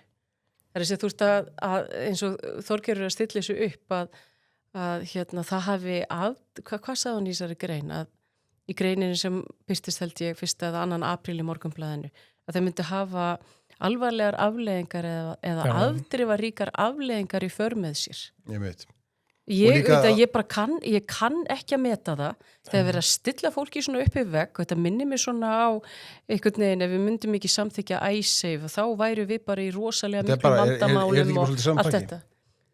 Mér finnst það. Af því það látið eins og neyið sé ekki upplýst. Það er að segja að þeir sem ættu að kjósa neyið þeir séu illa upplýstir. Sem er ekki rétt. Og þetta hefur þver öfug áhrif held ég á okkur af því að þá einhvern veginn held ég að það sem hefur gerst fyrir neyhreyfinguna að hún er að fara að kafa mjög djúpt í málinu. Ég var einhver spurði að því sko rosalega er þessi neyhreyfing vel skipulögð. En ég held þetta er bara grasort, vítt og breytt landið. Já, bara fólk sem þekkir málið. Já. Hitt atriði sem ég vildi nefna í þessu samhengi varandi ESB var að viðskiptablaðið birti áhugaverða könnun í vikunni sem að Gallup vann fyrir blaðið. Það sem að meðal annars spurt hversu vel að illa treystir þú utanríkisráðherra til að gæta hagsmuni íslenska gagnvart Evrópusambandinu og þar kemur í ljós að meirihluti treystir illa. Það er mjög mjótt á mönnum 54-46. En þetta er auðvitað áhugavert. Þetta er ekki stuðningur sem að utanríkisráðherra held ég hafa í þessu máli. Nei, alls ekki og ég held að það spila alveg inn í eins og Lilja er að nefna er að þessi tilfinning sem maður hefur og vex ásmegin að sérstaklega utanríkisráðherra sjá ekki fyrir í þessu málflutningi sinni í kringum þetta mál.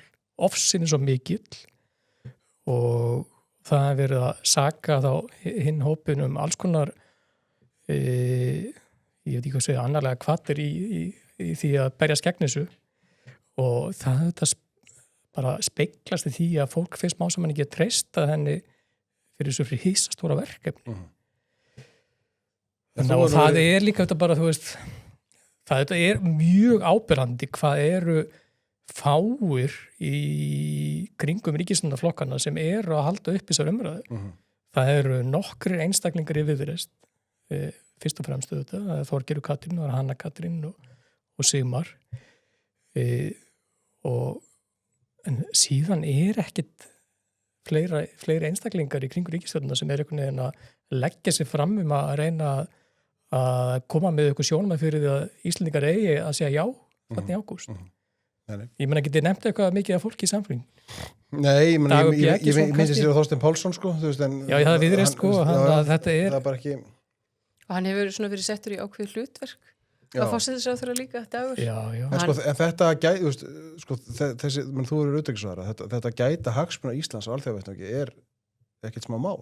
Það er mikið mál. Já, sem fólk hægt að taka alvarlega. Já, ég meina, veist, ég segi það, ég hef auðvitað alltaf verið mjög hlynnt vestrænni samvinnu og ég líti auðvitað bara líka talandum sko auðleg landsins, það er auðvitað þessi landfræðileg lega okkar og það er mjög brýnt fyrir okkur, jafnvel þó að við séum með ýmsar athugasemdir við það sem er að gerast fyrir vestan og að halda mjög góðum tengslum við Bandaríkin.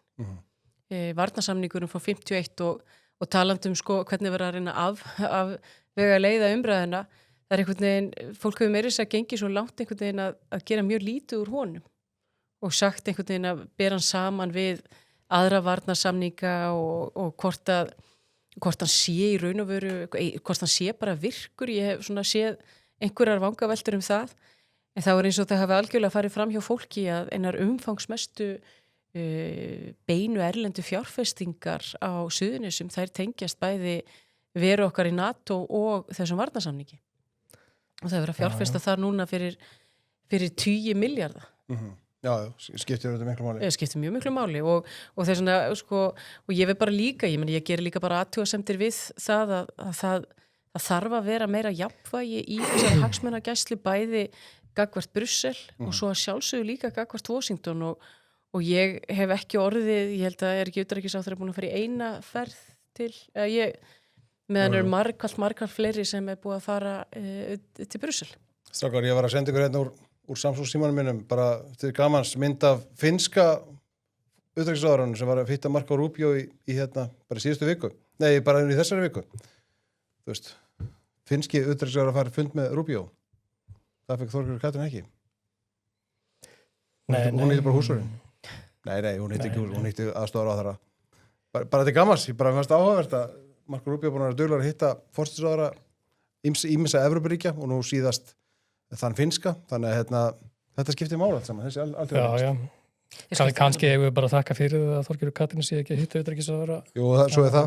Með lýsingar hennar og fundum með vararáðurum Bandaríkjanna. Nei, ég held að sé fylst ástæða til að hafa réttmændar áhyggjur af því að bandarlag Íslands og annara Evrópuríkja og NATO-ríkja við Bandaríkin hvar það statt og ég held að sé fylsta ástæða til að hafa ágjörð því að kannski sé ekki hægt að reyða sig mikið á Bandaríkinu svo áður, það bara blasir við öllum sem eru opin augu og eyru en vandamáli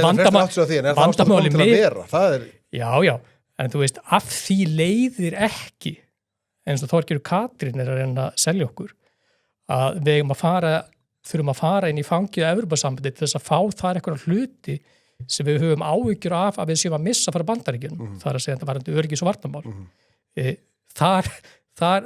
Ég sé ekki sama sem merkið þar á milli. Það er ekki til staðar. Nei, og auðvitað, þú veist, alveg rétt sem Lilja segir, varnarsamningur Íslendinga við Bandaríkin er ekki sama eðlis sem varnarsamningar sem einhver önnur Evrópuríki eru með við Bandaríkin vegna landfræðilega legu Íslands. Það er alveg eiginlega algjörlega óhjákvæmlegt að Bandaríkin munu alltaf skilgreina Íslendinga á sínu heimastjórnarsvæði eða sínu áhrifasvæði og þannig að það er ekkert að sækja í þessum efnum hjá Evrópusambandinu og við sjáum alveg umræðana sem í gangi í Evrópu varðandi viðbrögð þeirra við því að Bandaríkin sé ekki sami áræðanlega bandamaðurinn innan NATO sem aftur blasir við öllum að það hvert viðbragð við því það reyna að efla NATO á hálfu Evrópuríkjana sem er að gerast. Við sjáum bara fréttir að því allir síðustu daga að það verið byrjuðu bara svona aðgera áætlanir á hálfu Evrópuríkjana það sem verið að undirbúa þann möguleika ef Bandaríkin detta og skaftunum þarna sem þú veist við verðum bara viðkynna það er ekki fjárstæðkennt hugmynd sem var fyrir 15 mánuðum síðan að þá muni Evrópuríkin þar stíga inn í varandi eitthvað rekstrarsamfellu, samhæfingu aðgerða og svona tæknilega atriði. Þannig að þarna þetta eru þá, þú veist, á Ísland þá eftir sem áður þetta heima, vonandi til viðbótnar þetta við öflugt sambandi Bandaríkina sem við efnaðasmála og öryggis- og varnarmála. En ekki með því að ganga inn í ESB sem verður aldrei eitthvað apparat á sviði öryggis- og varnarmála og Evrópuríkin sjálf er að segja það með þessum viðbrigðum í dag að þau eru ekki að búa til sko einhverja nýja viðbót við ESB á sviði öryggis- og varnarmála þau eru frekar en að efla það á sviði NATO, á vettvangi NATO. Já, en ég held samt sem áður líka að við sjáum það alveg að ég held að enginn hafi haft gaman að því að fylgjast með hvað var að gerast á Grænlandi og ég var nú svona, verð nú að segja það að það kom mér ekki á óvart að hann skildi bakka.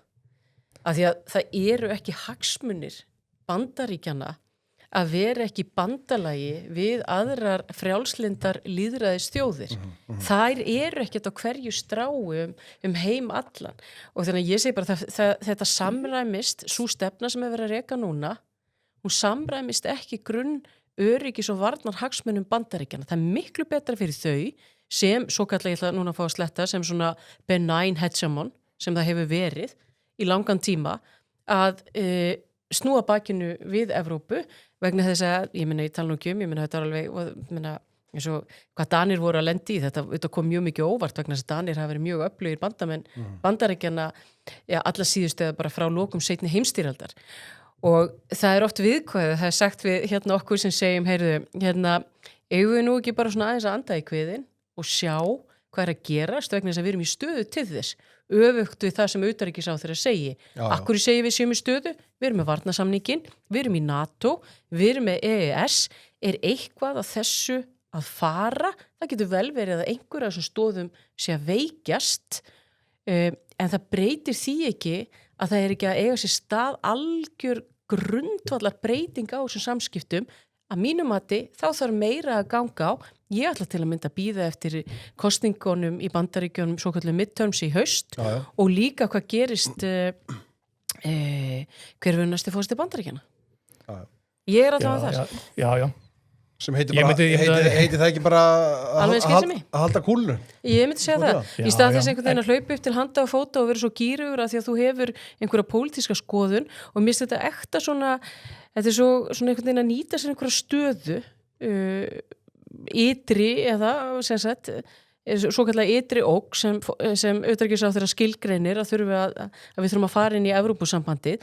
Þetta er nákvæmlega eins og það átt að nota fjármálahrunið á sínum tíma til að koma okkur inn í Evrópusambandið. Og ég segi bara, Íslendingar eru skynsamir og þeir sjá í gegnum þetta. Þá komum við að þú hrósi vikunar, eða ekki? Jú, ég ætla að við byrja því að kveikja á grillinu.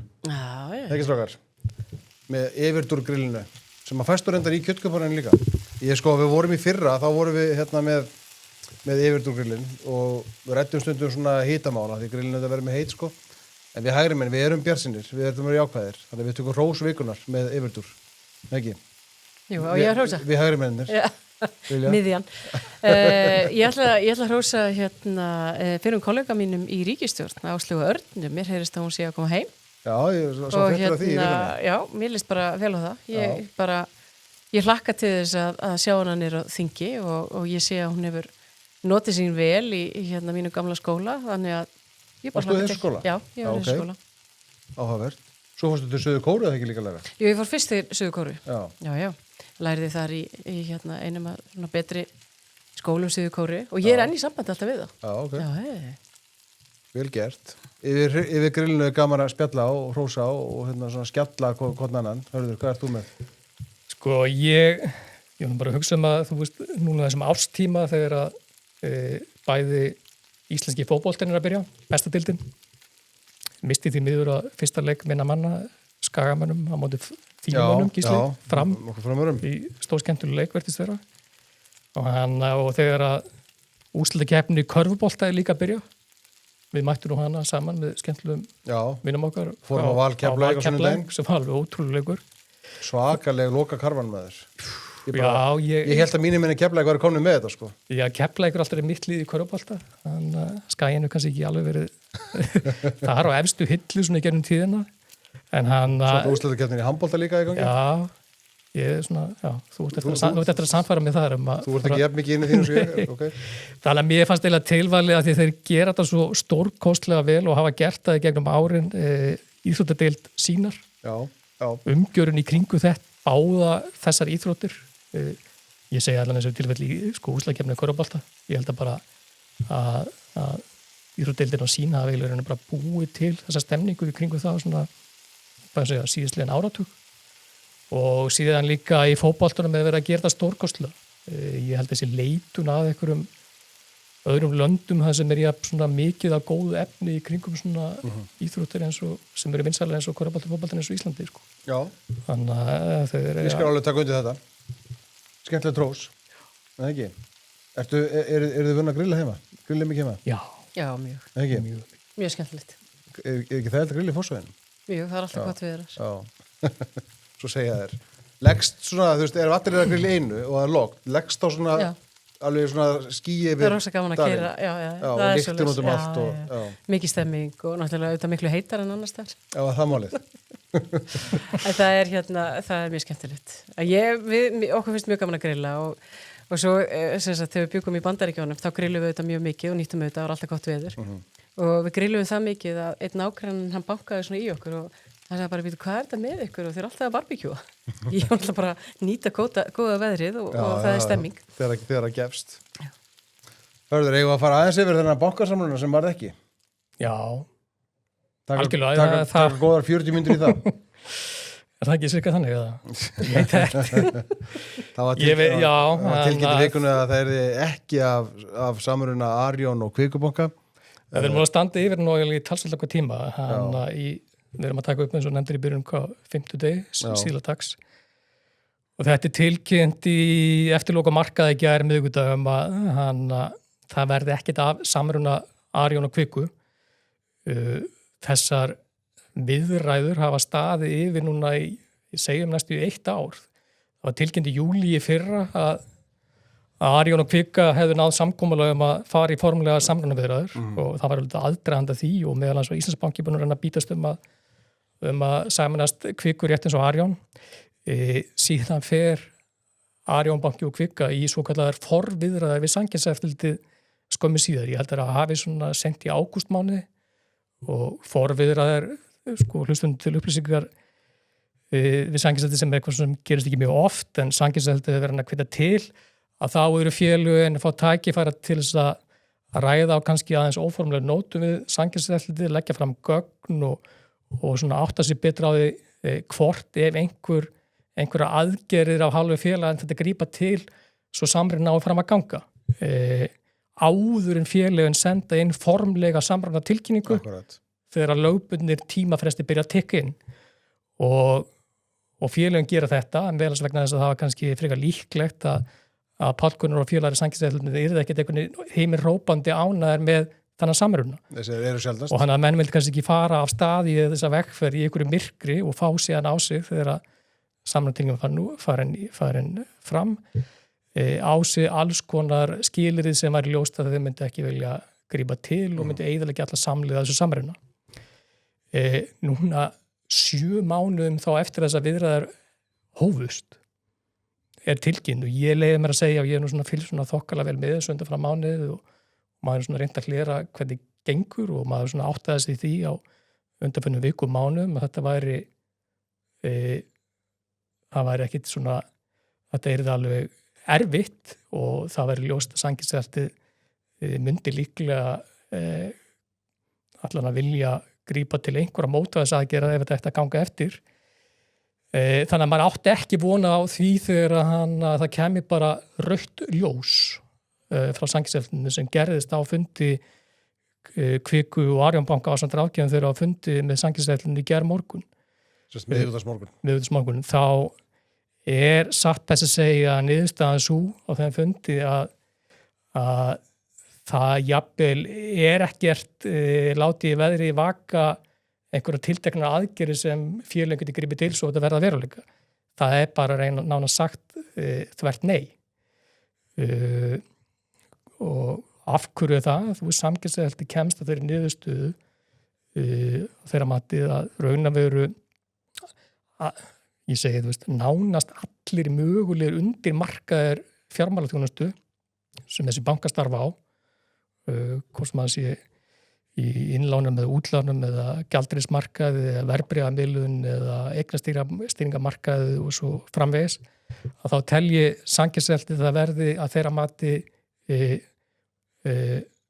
of mikil samþjöppun að það sé ekki hægt að hleypa því í gegn ef að fyrirtækin grípir til einhverja aðgerða, sölu og einhverjum eignum.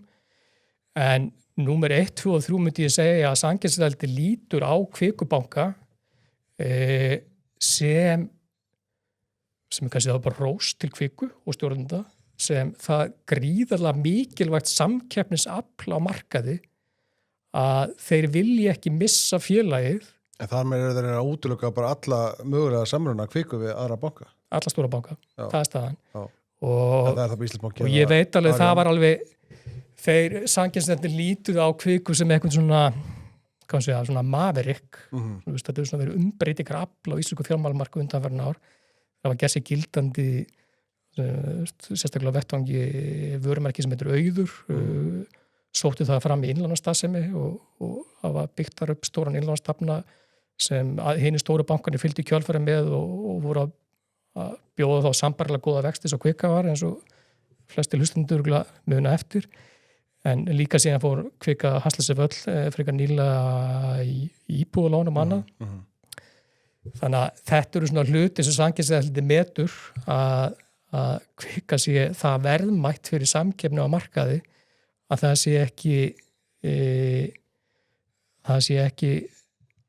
sé það skaðlegt fyrir samkeppni á markaði að hann verið gleiftur einu stóru bankunum. Og spurningin er, þú veist, er þetta rök sem halda vatni? Þú veist, sumpart, en hann... Já, útskýrur hlustunum hvað þið finnst? Ég myndi segja, sko, Kvika hefur vissulega verið mjög mikilvægt umbreytingafla markað undanfarin ár. En spurningin er, þú veist, hort fram í tíman.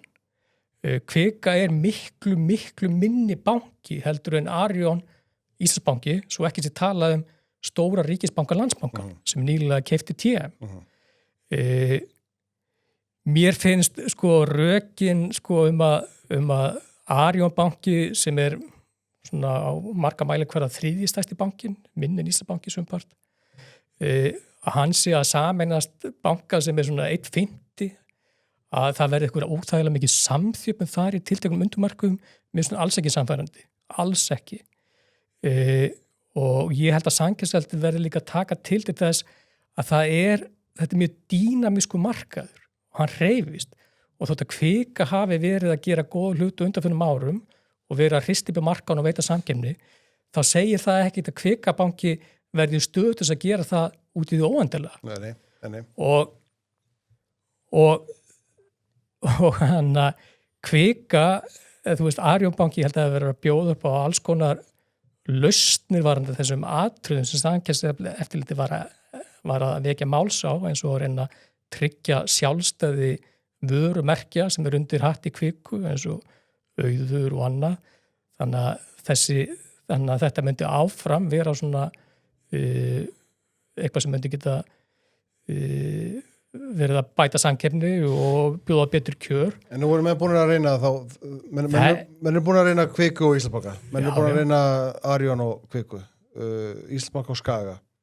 Erum við að fara að sjá einhverjar Ég myndi segja einu þreifingar á þessi fjármálamarkaði? Samrunin, þú veist, einu samrunin, þú veist, ég segi tveir svona samrunar svo heiti getur okkur stóru fyrirtækjum. Íslandsbanki getur keypt Sjóvá og Íslandsbanki geti keypt Vís ef Skagi væri til að selja það. Keypt Vís út úr Skaga þá? Já, og svo, þú veist, nei, ég veit það ekki, það er ekkit annað sem virðist vera þarna og það sem ég finnst áhugavert í þessu, ég veit alveg til að mynda að Seðlabankinn kom þeim sjónarmiðum áleiðis við samkeppniseftirlitið í aðdraganda þessara niðurstöðu að Seðlabankinn væri jákvæður í garð þess að þessi samruni yrði að veruleika, þar að segja milli Arion og Kviku og af hverju er Seðlabankinn að pæla því? Seðlabankinn er fyrst og fremst að hugsa um sjónarmið varandi fjármál og stöðuleika þegar kemur að bönkunum og ég held að Seðlabankinn réttilega telji þessi styrkleika merki fyrir íslenska fjármálakerfið að þessu 3 sterkar einingar og ég held að þessi ljóst að Arion banki og Kvika myndi í sameiningu vera sterkari banki og það sem líka þarf að við hafa í huga er að þessi stóru 3 kerfislega mikilvæga bankar eru allir að sæta gegnvarlega stífum kröfum að hálfu eftirlitsaðila. Þeir eru stífari heldur en þekkist í öðru landum í kringum okkur. Til viðbótar eru þessu bankar að fá að sig miklar sértæka skattlagningu, meiri heldur en þekkist í öðru landum í kringum okkur. Þessi hluti koma niður á arðsemi bankana og þá leið kemur veldur því að bankanir get ekki búið jafn góð kjör til fyrirtæki og heimila og þessi hlutir varandi kröfunar sem eru þetta ekki hvað síðan að bætast við frá Evrópusambandinu gegnum regluverki þar og síðan að sjá að ríkisstjórnin hefur í hyggju að búða viðbótar skattlagningu af bankana. Já. Þegar þetta síðan framtíðamúsikinn sem að bætast við, þá þetta aldrei, finnst manni ómálefnilegt að hálfu eftirlitsaðali hérna að neita þessu sumum bönkum að leiða til hinnar augljósu hagræðingar til þess að geta tekið á sig kostnað sem fylgir þessum hlutum og verið samkeppnishæfur og boðið góð kjör til heimila fyrirtækja. En það verið að gera með þessum hætti. Já. Og Ég tek undir það. Eitthvað, við kannski tökum ekki 40 mínútur í þetta eins og ég sagði, en Lilja, þú myndi að segja? Já, ég held að þú veist, það er rétt það sem Hörður að segja, það í raun og veru svolítið búið að kannski bara útiloka það að það verði einhverja stórar breytingar á fjármálamarkaði. En það sem ég sé svona, sem ég tel að segja eitt stæðsta umbóta verkefnið framundan að gera þannig breytingar að það sé hægt að bjóða hér upp á langtíma óverðtryggð lán. Þá er ég að tala til 25-30 ára. Hvernig á að gera það? Það til að mynda hægt að fara og skoða betur til að mynda lífeyrissjóðakerfið okkar. Ég hef nefnt þessa 3,5% raun ávöxtun sem hinn reiknaða stærð, tryggingafræðilega reiknaða stærð. Ég ekki að segja að það dugi bara eða við höfum bara að skoða hana. Þú þarft að skoða þetta í því samhengi í ljósi þeirra breytingar sem hafa átt sér stað á íslensku vinnumarkaði. Til að mynda bara ein risastór breyting er að lífaldur þjóðarinnar búin að hækka mjög mikið. Og það hlýtur að hafa áhrif á það sem við erum að ræða. Og Íslandir eru búin að breyta svo mikið og síðustu 30 árum. Við erum búin að fara úr því að þurfa einhvern veginn að vinna verulega í því að það sé bara hér nægur lífeyri þegar framlíða stundir í það að vera að koma með eitt best fjármagnaða lífeyrissjóðakerfi, að sjálfsögðu viljum við halda í það, en þegar, að því að þú þarft alltaf að huga því bæði, hverju kjörun á markaði, þú getur ekki, þú verður alltaf að horfa á það, þú getur ekki verið með lán þar sem einhver að tapa á lánunum, það ekki hægt, en hvernig getur þú farið í ákveðna kerfisbreytingar sem lúta meðal annars að ýmsu af því sem Hörður var að nefna og hort á lífeyrissjóðakerfið að það geti þá unnið betur fyrir þjóðina í heild vegna þess að bara ef við horfum á þetta núna að það eru þeir sem eru nýkomnir á markaðin, þeir eru að borga mjög mikið og ég held til að mynda eina ástæðunum og ég held að eina ástæðunum fyrir því að utanríkisráðherra, svo ég tala nú aftur Evrópusambandið, ég meina það eru margir sem vilja og halda sem er ekki rétt að þú getur einhvern veginn bara flutt inn vaxtakjör erlendis frá. En það að fólk sé gaggrínið á þetta með þessum hætti og við bara sjáum hvernig kjörin eru fyrir þessi langtíma lán, það stæðsta viðfangsefnið að mínu mati að ná meiri stöðuleika á húsnæðismarkaðin og fyrir þessi langtíma lán, af því að það þannig á Íslandi. Við þurfum eiginlega svolítið ofta að bjóða betri kjör að mínum mati en að gerast á Norðurlöndunum og bara eins og við höfum náða að gera alls konar góða hluti varandi stýringu á auðlindunum okkar og þennan góða, þessa góðu þjóðartekjur á mann, þá hljótu við að geta gert betur þarna. Já, ég að horfa á skjáin með myndina af framsóknarmanni Páli Gunnari. Já. Ég held að hann kannist ekki mikið við það. Nei, hann ykkar vegum hennar, þú ber ábyrgð á honum. Mér varst formið að framstóra að vera mjög fljóta aflutum. Já, ég bara, Lilja er fyrirverandi yfirmaður Páls Gunnars, þegar hún var viðskiptaráðherra nokkur ár. Já. En hann er búin að vera ég veit að búin að segja hlustendur bara átt þess að því sko hann var ekki skipaður á mér sko alveg hafa það á reynu hann er búin að sitja þetta 21 ár forstjóri Samkeppniseftirlitsins og þar á undan 5 ár forstjóri Fjármálaráðuneytisins og hann getur verið forstjóri Samkeppniseftirlitsins þangað til hann kemst á lífeyristöku aldur sem ég þori ekki að segja til hvernig ég myndi giska svona 10 ára viðbót og þetta auðvitað ekki í lagi og þú veist í kringum, ég ætla ekki að hafa þetta orðlengið mikið lengra í kringum Arjen og Kviku En auðvitað spyrir maður sig í því að það er búið að efna til hana næstu 1 ás af viðræðum, meðal annars cirka 7 mánuðum í viðræðum beint við Samkeppniseftirlitið. Ég myndi giska á að þetta tímabil hafi kostað Arion og Kviku svona 500 milljónir í, sko það er að segja, beinan ráðgjafa kostnaði kringum þetta.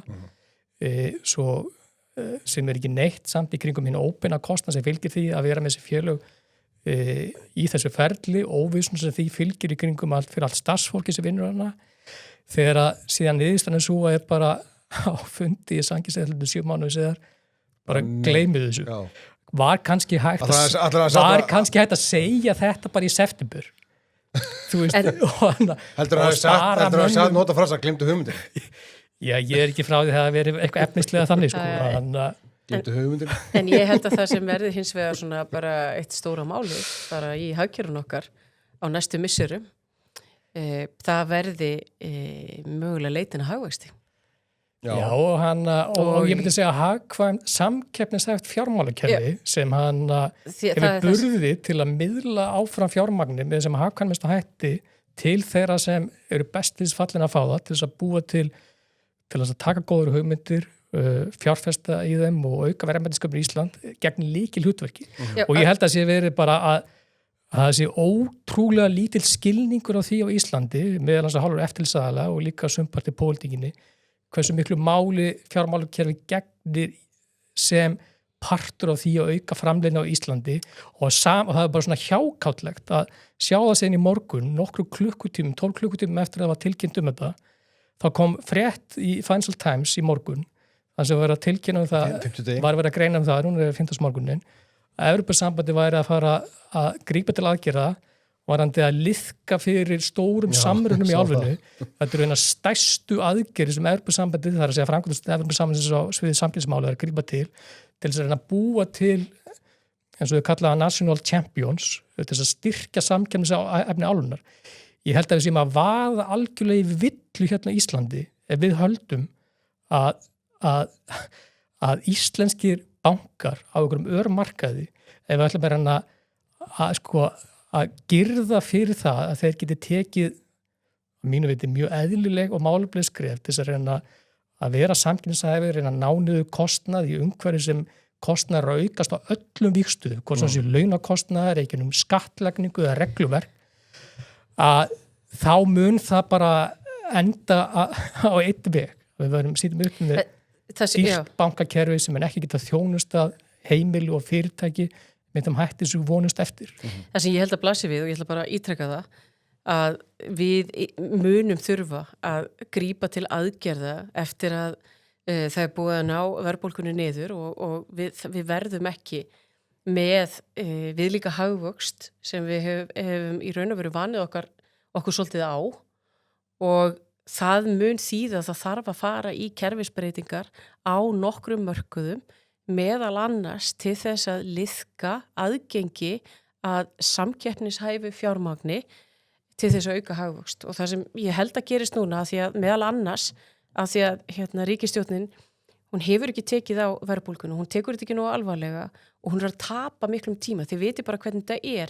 Ég meina, við erum alltaf að horfa á verðbólgu til í 12 mánaða og þegar þú ert í raun og veru þarfst að vera að kljást við hana næstu 12 mánuðina, það er það sem ríkisstjórnin þarf að gera. Það ertu komin inn í bara, það fyrir að ganga svolítið á kjörtímabilið og ef þú ert með lítinn hagvöxt sem stefnir í og vaxandi atvinnuleysi, þá munu þetta koma svo tímapunktur að fólk verður að spyrja sig, býtu, þú veist, hvar er næstu vöxtur á Íslandi? Hvernig ætlum við að gera þetta? Og alveg svo Hörður er að fara inn á, ég meina, margum talaða Draghi-skýrslan sem er stórmerkileg skýrsla að Mario Draghi hafi sett alltaf þessar tillögur fram og mig gruna nú að þetta sé eina tillögunum sem komið fram í þessari skýrslu að auka samkeppnishæfni álfunnar gagnvart Bandaríkjunum annars vegar og hins vegar í Kína. Af því það sem er að gerast í Evrópu er að samkeppnishæfni, hún hefur alltaf verið að minnka vegna þess að hafa ekki þessi tæki og tól til þess að gera sitt svæði meira aðlaðandi. Það er raun og veru, má segja, eru reyndar nokkur ríki sem hlaupa hraðar. Írland er eitt af þeim ríkjum, en það hafa margir í fjármálahruninu þar, þá vildu þeir nú algjörlega breyta svona þeirri skattastefnu sem Írar hafa verið með en það var þó ekki gert, Írar stóðu fast á sínu en þá komum við svolítið að þessu enn og aftur bara að því að það verið að fagna hérna 250 ára afmæli bók Adam Smiths, Auðlegð þjóðanna Svo allir hægt að lesa. sem allir að lesa, já. En þetta er alltaf sama klassíkin varðandi samkvæmsefni og þú verður auðvitað að passa að við séum alltaf á tánum. Og þegar þú ert farin að tala hagvöxt niður og farin að tala allt þetta niður, þá verður þetta allt miklu þyngra. Það verður líka miklu þyngra að þegar þú bara hreinlega viðurkennir ekki vandan. Hvernig ætlar að fara í einhverju uppbyggingu? Ég meina, það er það sem ég þarf að gera sem formaður. Ég meina, við sjáum bara hvað við stödd. Ég þarf bara að hugsa nákvæmlega upp hvernig við förum í þessa vinnu. Þetta er bara vinna og ekkert meira svo sem það að segja. En ef þú ætlar í hagstjórninni að horfa fram hjá því að fjármagn sem er alltaf nauðsynlegt í drifkraftur, hagvaxtar og velmegunar, að ef það er orðið prísa þannig hérna og enn og aftur þessum langtíma fjármagn og öðru, þá verða bara verðmætin hér minni. Já. Hárrétt. Þannig að Þórður Gunnarsson hafði líklega rétt fyrir sig í síðast þetta og sagði eini alvöru samrunni sem við orðið í ári var í Kuðvunarþjónustan og Kuðvunarþjónusta Sigurðar. Já, við gerum ekki lítið úr þeim. Vinur okkar þar? Nei, held alls ekki. Stórvin okkar þar. Er eitthvað meira þetta að segja? Nei. Nei, ekki? Fínt. Það fyrir nú að síðu setja út úr hjá okkur, ef ekki slá aðeins á létta strengi. Hafið komið á Hótel Akureyri? Nei, eins og ég held ég sagt hérna árið þetta ekki slík. Ég hef bara komið þetta stórkostlega flotta lobby. Já. Þannig sem við sjáum. Pappaspjaldi að þér hefur komið að það. Já. En ekki þú sjálfur. Nei, ég var inn á herbyggi með ykkur Rakel hann að það ekki. Jú, við tölum að koma frætti með. Það var sko, þetta er besta hótelið á, við látum alltaf bara, við liðum á kottanum, bara standa þar, við náttbúrinu. Það er þetta er besta hótelið á Akureyri, það er frábær herbyggi og þetta lobby er alltaf alveg æðislegt. Já.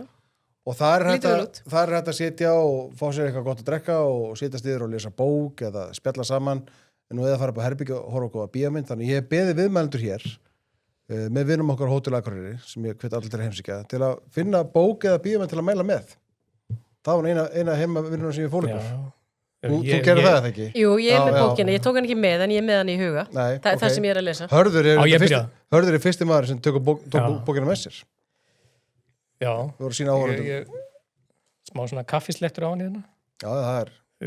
Eins og nefndi við Lilju fyrir þáttinn, hún kannast held ég ágætlega við hérna. Bókin heitir Eurotragedy.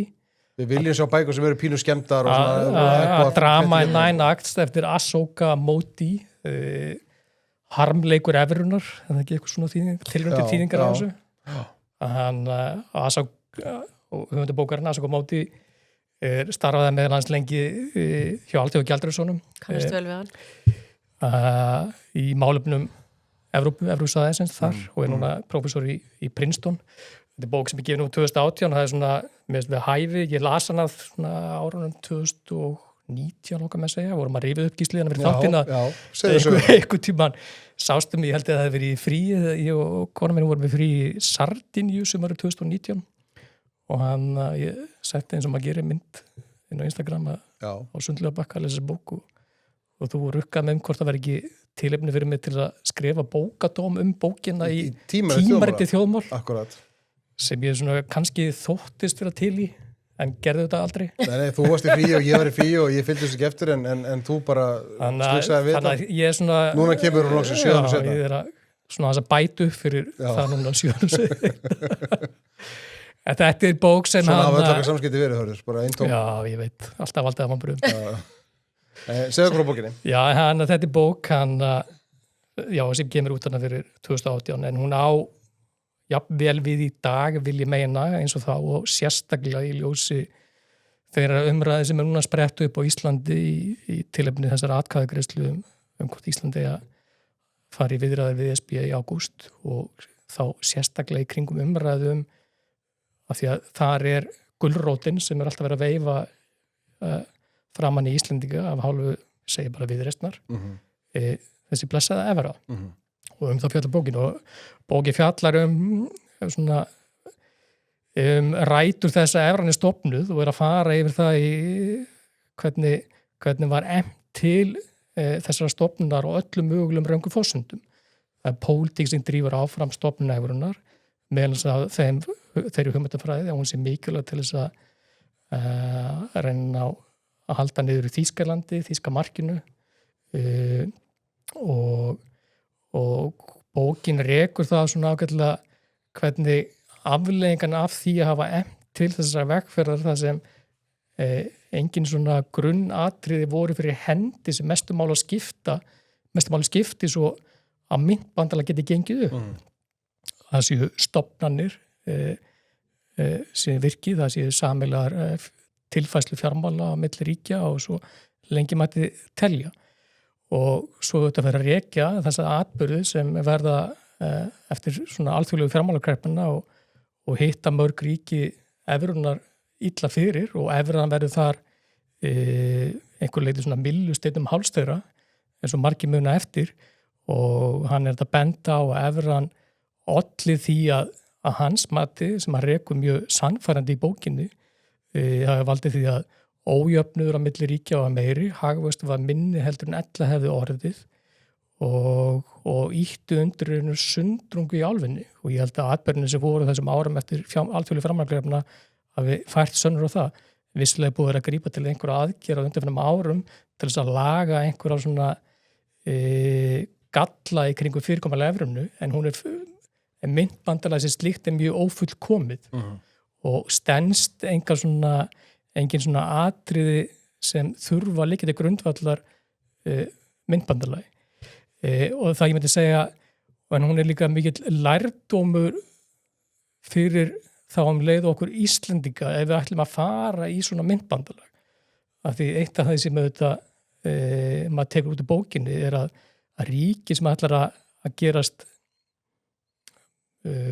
gildandi meðlumur í svona myntbandalagi, raun og verið fastgengi stefnu, þá þarf það að vera með stofnunni þínar í lagi, þá ég að vísa til vinnumarkaðarins og ríkisfjármáluna af því að eins og Lilja nefndi fyrir þættinum vegna þess að þú sleppur aldrei við aðlugun hagkerfisins þegar að verða hagsveiflur, hvað sem að hagkerfið sé yfirhitna eða hagkerfið sé að fara í niðursveiflu. Og þessi bók veitir alveg gríðarlega mikilvægur upplýsingar til þess að fólk svona geti vegið og metið þessa ótrúlega heimskulu umræðu sem sprettur upp hérna á Íslandi reglulega í kringum það hvort að Íslandi að taka upp annað gjaldmiðil og þá er þetta sjónum alltaf beint að upptöku evru og núna það þetta hámæli í kringum umræðunum að allt ESB vegna þess að það sannarlega upplýsingu óreiða og á þeirri upplýsingu óreiðu ber Viðreisn ábyrgð á og ég segi fyrir minn hatt að það eiginlega það eru kostir og gallar við það að fara inn í myntbandalag og taka upp evru, alveg eins og eru kostur og gallar við að Ísland sé með sína eigin mynt og reki sjálfstæði peningastefnu verðbólgumarkmið. En það fer óheyrilega í taugarnar á manni þegar umræðin rekin áfram á eins og Þorsteinn Pálsson, Þorgerður Katrín og annað fólki virðist gerir í kringum það að Íslandi að fara inn í taka upp evru. Ég veit alveg að það eru kostir við en ég veit líka að það eru geigvarlega gallar við og áhætta fólkinni því. En þau reka þessu umræðu áfram með þeim hætti að maður verður eiginlega bara ennþá harðar í þeirri afstöðu sinni, segi ég, að þetta sé algjört hættu spil. Og þetta kannski mikið lengra. Yfirlæti er náttúrulega skýrir hluta því. Yfirlæti gegnvanlegt og þú veist því miður, opinberða þetta fólk þegar það er að halda upp í þessar umræðu, ótrúlega mikla vanþekkingu síni á umræðum gjaldmiðlamál. Það eru kostur og gallar við all gjaldmiðlafyrirkomulag og það var þessuna gríðarlega áhugavert og fróðlegt að hlusta á Ásgeir Jónsson seðlabankastjóra á ástfundi seðlabankans síðastliðinn fimmtudag þar sem hann var að taka þessu umræðu sumbart í ræðinu sinni og gerði það eins og honum yfirleitt að háttur á mjög málefnalega og benti á atriði sem ég held að Íslendingar ætti að hafa oftar í huga. Ef við lítum til okkar helstu nágrannaríkja, Finnlands, Danmörku, Svíþjóðar og Noregs, og síðan við þarna sem 5. ríkið, þessi ríki eru öll eiginlega með mismunandi gjaldmiðlafyrirkomulag. Finnar eru partur af evrunni, Danir hafa bundið gengið sinna krónu við evru og eru bakkaður upp sumparta af Seðlabankanum. Svíjar eru með fljótandi gjaldmiðlun, eru Evrópusambandinu og eru taldið svona þurfa að haga sinni peningastefnu samt eiginlega í samræmi við Seðlabankan. Og svo eru Noregur með sinn fljótandi gjaldmiðl, hann við verðbólgumarkmið og við erum líka með slíkt. Öll þessi ríki hafa komist að þeirri niðurstöðu meðalans eftir áföll sem þeir lendi í flest hver á 9. og 10. áratugnum þegar að fjármálakerfi þessar ríkja hrundi bankanir, að til þess að vera með stöðuleika efnahagslífinu þá þyrftir að vera með einhverja leikreglur í kringum vinnumarkaðinn sem allir framfylgja. Og þú veist, það er óþarf að rekja það löngu máli hérna, hlustundu þjóðmál og þekkja mjög vel út á hvaða reglur ganga.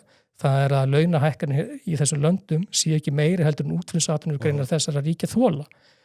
Og þessi ríki hafa framfylgt þessum reglum og þar leiðandi hefur gjaldmiðlafyrirkomulagi hann sem hafa verið með, ólík gjaldmiðlafyrirkomulag, það hefur gengið, það hefur stöðuleiki, vextir tiltölulega lágir og svo framvegis. Hérna á Íslandi hefur við verið með okkar gjaldmiðlafyrirkomulag en við hefum ekki náð samstöðum það hvernig leikreglu við ætlum að hafa í kringum gjaldmiðlafyrirkomulagi, aðalega á það að við vinnum markaði, líka ríkisfjármálin sem eru þetta þarf að vera eitthvað svona akkeri til þess að hann gjaldmiðlafyrirkomulagi virki almennilega og þessi stöðuleiki og við getum verið með lága verðbólgu og þar lendi lága og skaplega vexti. Þannig að niðurstaðan er svo sem þessi bók meðal annars veitir bara dýrmæta lærdómæri. Það skiptir ekki endilega hvaða máli, hvaða gjaldmiðla fyrirkomulega velur, hvort hann sem er íslenska krónu sem er fljótandi gjaldmiðla verðbólgu eða sért í fastgengistefninni myntbandalagi. Það sem skiptir mestu máli er að vera með leikreglur í kringum vinnumarkaðinn og ríkisfjármálin og framfylgja þeim. Og þá færðu skaplega niðurstöðu sem undirbyggir eitthvað stöðuleika í efnahagslífinu. Þetta var ágætis bókla. Nákvæmlega. Er eitthvað við að bæta? Nei. Ég ætla að koma inn í þetta. Sko, ég er mjög ánægð með þessa bók og las hann á sínu tíma því að þetta er nákvæmlega svo hörður að segja. Þetta snýr bara að þinni eigin umgjörð. Og það er nú til dæmis það sem við vorum að segja hér í dag þegar maður kynna okkar efnahagstillögur. Þetta er vinnumarkaður nummer 1. Við getum haft áhrif á fjármálins opinbera og þurfum að stýra þeim miklu betur og svo nefnum við auðvitað þriðja þáttinn sem er velferðin, að við getum látið hlutina alla ganga upp og það er auðvitað bara líka það sem Ashok Modi er að segja. Veist, það verða bara allir að sniða sér stakka eftir vexti. Við erum ekki vandræðum af því að við erum með krónuna. Krónan er búin að vera, eins og ótrúlega og það er, hún er búin að vera eitt stöðusti gjaldmiðlinn síðan 2018 af hverju, vegna þess að það er bara þannig gjaldeyris innflæði inn á markaðin sem sem við höfum notið. En þetta ég mæli, alveg eins og hörður, ég mæli eindriði með þessari bók, hún er mjög fræðandi og fer mjög vel yfir það og bara nefnið það, sko, þetta í raun og veru bara svona, bara það eru frakkar og þjóðverjar sem ákveða þetta og Kohl, ef ég manna rétt, það var mjög skeptískur á að taka upp evruna. En hverjir í raun og veru hafa svo, hver ávinningurinn hefur samt sem áður verið einna mestur fyrir þjóðverja, vegna þess að þeir hafa verið með allan þennan, þú veist, öfluga iðnað og framleiðslu, bara það til alveg nýverið, en verið með veikari gjaldmiðl. Þannig að þeir í raun og veru hafa svona elt samkeppnishæfni sína og svo er annað í þessu sem ég heldur verðum að horfa á er að, og ég segi það enn og aftur að það sem ég veist Viðreisn ekki gera nægilega grein fyrir, þú þarft að horfa á hagsveiflu viðkomandi ríkja til þess að hagsveiflan þarf að vera í takt við myntsvæðið. Ef það er mikill munur á hagsveiflunni, eins og til að mynda er hjá okkur og evrusvæðinu, þá ert í raun og veru bara að koma þér í ákveðin svona efnahagsleg vandræði að óþörfu. Þú myndi ekki hafa tækin og tól til þess að bregðast við svona ytri sjokkum. Þannig að mér er bara mjög gaman, það er hérna gaman að heyra Ég sagði Hörður, þú ert að fara yfir þetta. Já, ég sagði alltaf að fara á léttunótuna, sko, Já. svo kom bara hérna, Já. Þetta er bara, en þetta er mjög gaglegt og bara Já. upplýsandi fyrir hlustundur. Varstu með bók? ég er að lesa Egilssögu. Já, ok. Já. Já. Vel gert. Og Egilssaga, ég held mikið upp á hana, það talaði að Snorri Sturluson hafi skrifað hana. Já. Og nú er ég í kaflanum, eða sem sagt, ég er að lesa, ég er nú búin að lesa hann nokkru sinnum, ég er að lesa orustuna Vínheiði, sem er orustan á milli Aðalsteins Sigursæla og Ólafs rauða skotakonungs og þeir eru að berjast yfirráðin þarna í Englandi og Ólafur, sem sagt, Ólafur er með svolítið yfirhöndina en Aðalsteinn Sigursæli, hann er búin að fá til sín 2 kappa sem þykja vera einir mestu víkingar og ótrúlegir baráttu menn og það er að sjálfsögðu Þórólfur Skallagrímsson og bróðir hans Egill Skallagrímsson og þeim vegnar mjög vel þarna í bókinni og svo er kannski næsti svona kaplinn sem ég er svona aðeins komið lengra í bókinni en það er tragedían þegar Þórólfur, konungurinn óskar eftir því að þeir splitti liði og Egill er mjög ósátti við það að því að þeir voru svo báðir öflugir að berjast saman og þeim er splittað upp og Egill segir svona eitthvað á þá leið að þetta lítist honum ekki vel á vegna þess að þeir séu svo öflugir saman en segir að hann þurfi að fylgja þessari skipun og þeir farið sikkura leiðina og Þórólfur fellur í þessari orustu og það er mjög svona mikil og svona hjartnæm lýsing á tilfinningum Egils þegar hann missir bróður sinn og jafnvel þó voru búin að sigra einhverjar orustur og þeir sigra svo stríðið og Aðalsteinn ræður þarna yfir Englandi eftir en Egill var auðvitað alltaf mjög harmþrungin eftir að hafa mist Þórólf Skallagrímsson. Akkurat. Þannig að úr einu léttmyndi í aðra. Já, ég bara, þú veist. En þetta, ég ætla bara að segja ykkur, þessi bók. Ég þarf að rifja upp þessu bók. Já, þessi bók er alveg mögnuð og það er ótrúlegt að lesa hana og það er annað sem er merkilegt við hana, öll staðarheiti. Ég meina það tala að Snorri hafi skrifað hana, hvað hann er felldur, 1241 ef ég man það rétt. Að það er talið að hann hafi skrifað hana þarna kannski 20 árum áður eitthvað svo, ég þekki það ekki alveg en það eru öll sömu staðarnöfnin eins og Hvítárvellir ég meina, þú getur bara fletta á upphafssíðum sögunar, þetta er allt eins í dag og mér finnst það stórmerkilegt. Það er það. Þannig að ég bara, þú spurðu hvað ég var að lesa, ég er að lesa Já, ég meina, algjörlega, maður kannski gerir sér bara ferð á til Akureyrar og sest í lobbyið á Hótel Akureyrar og lesa Egilssögu. Það var eitthvað. Margt vitlausur þetta að gera. Já, þetta er. Það eru alveg blá lokin. Við erum með lið þar sem við höfum boðið gestum Kringlukráarinnar að beina spurningum til komandi viðmælenda.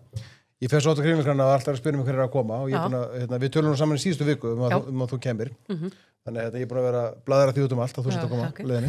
Men mér spennti fyrir því.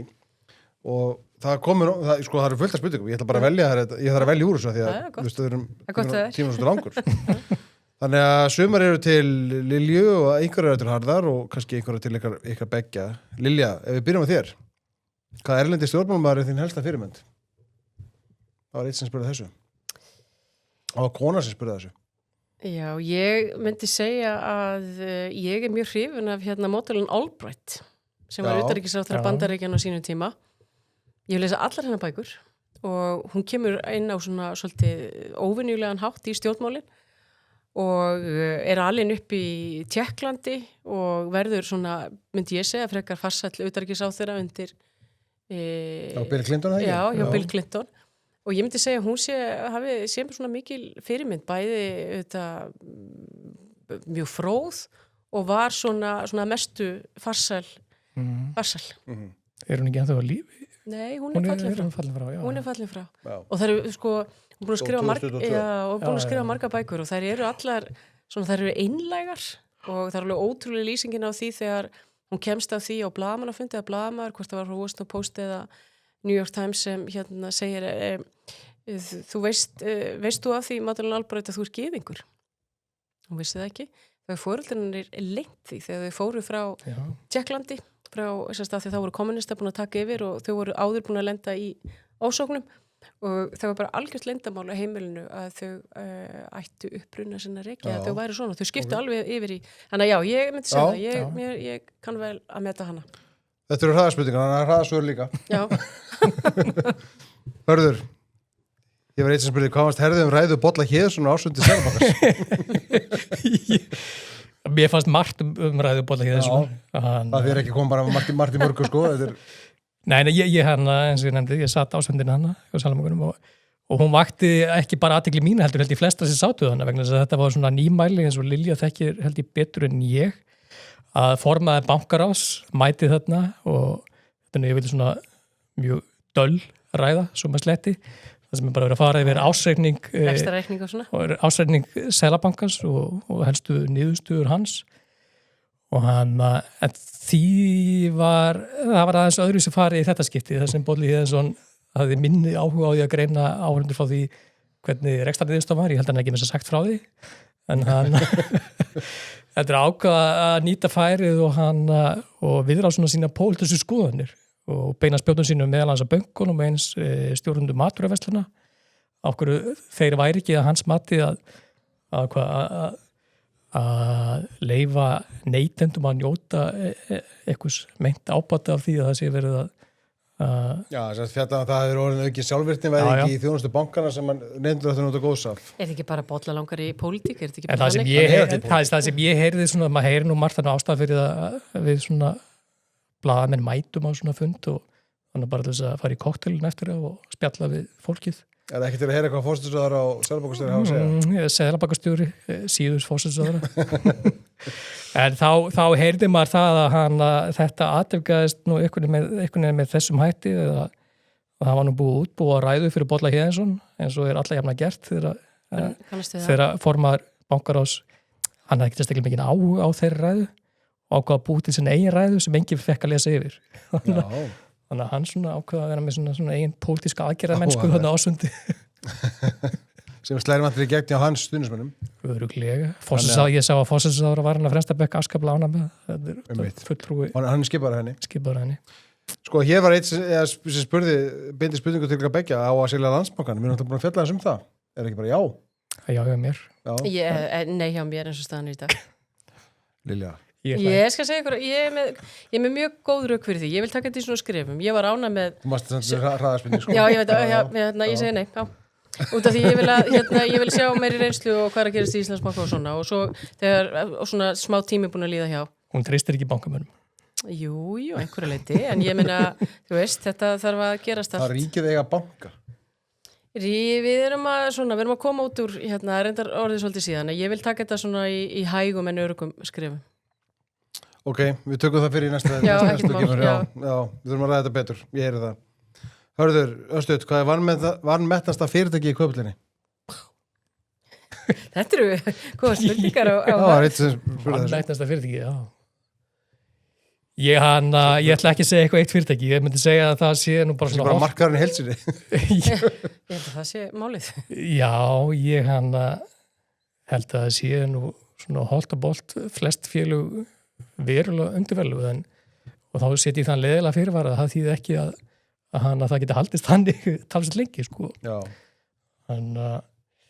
Það mjög rauða tölur allt. Já, kvikaðilega lækkaði mjög mikið í dag. Kvikabónlega mitt. Ok, næst. Nei, það er fullt af góðum fjárfestakostum í þessu og þú veist, að því stundum svona, ég hef alveg fengið ákúru fyrir það, maður er svona stundum og neikvæð þegar maður talar íslenska hlutabréfamarkaðinn og ef þú horfir á svona bara undanfærin 10, 11, 12 ár og myndir bara taka út íslensku félögin sem er ekki að selja á erlenda markaði eru með erlenda starfsemi, það er tekinu sem eldir mynd, þú veist, það eru Sjávarútvegsfélögin og Marel, sem heitir Jobbit í Marel og Amarok og Alvotek og Icelandair og svo fara með þess. Það er ekki bara íslenska hlutan, þá held ég að þú hefði fengið frá árinu 2015-16 cirka svona 12% árlega ávöxtun sem er held ég svipað og hefði fengið hjá S&P 500 vísitölunni. Þannig að íslenski hlutabréfin er ekki allslæmur en þú veist að vanda valið.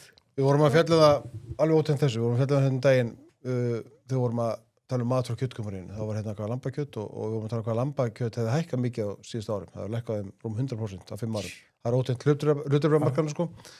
Ég ætla að tala með SAS, það er þetta först nú. Já, það kemur næstu spurningu, sko, þú veist, að því að verða lambakjötu hefur hækkað mjög mikið, það var ekki skýrið sér aðalega til bænda. Þannig að við spyrjum, það var einn sem vildi spyrja nýjan form af framstæðanlóksins, fara hagsmunir bænda og rind alltaf saman? Þeir eiga að fara saman. Ég myndi segja að við höfum alveg auðvitað séð þetta, en lambakjöt hefur verið svona talið að það hafi verið undirverðlagt, svo ég bara segi það. En hvað getur maður sagt? Ég myndi bara auðvitað gjarnar ég auðvitað vil öflugan íslenskan landbúnað. Ekki spurning, og ég ætla bara að segja það hér og nú að ég meina eitt allra besta kjöt sem ég fæ, það er lambakjötið. Já. Er framstæðanlókur ennþá bændaflokkur? Já. Við erum ennþá bændaflokkur og erum mjög stolt af því og við erum mjög stolt af íslensku landbúnaði og ég held að eitt af því sem ég vil ekki áherslu á er í raun og veru bara þetta matvæla land Ísland. Við erum svona 50% eila öllu sem við erum að flytja út tengist meira og minna matvælum. Við tökum ferðarþjónustuna. Það er bara loka spurningin sem að ég ætla að beina til eitthvað beggja, þú veist, og ég skildi viðmælanda þann sem spurði að hann var að gera það líka. Hvað liggja stærstu tækifæri Íslands næstu 5-10 árin, örstutt? Hvað liggja stóru tækifærin? Það er að fara í kerfisumbætur til þess að liðka þannig fyrir að við getum elt samkeppnishæfni okkar og við getum alveg farið í það og ég held að tækifærin liggi líka mikið í tækninni, ég held að hún liggi í gervigreindinni og við þurfum að fylgjast miklu betur með og ég myndi auðvitað vilja sjá það að í gegnum þau gagnaver sem við erum að fá til landsins að við séum í miklu meira í samskiptum við þá sem eru að kaupa orkuna.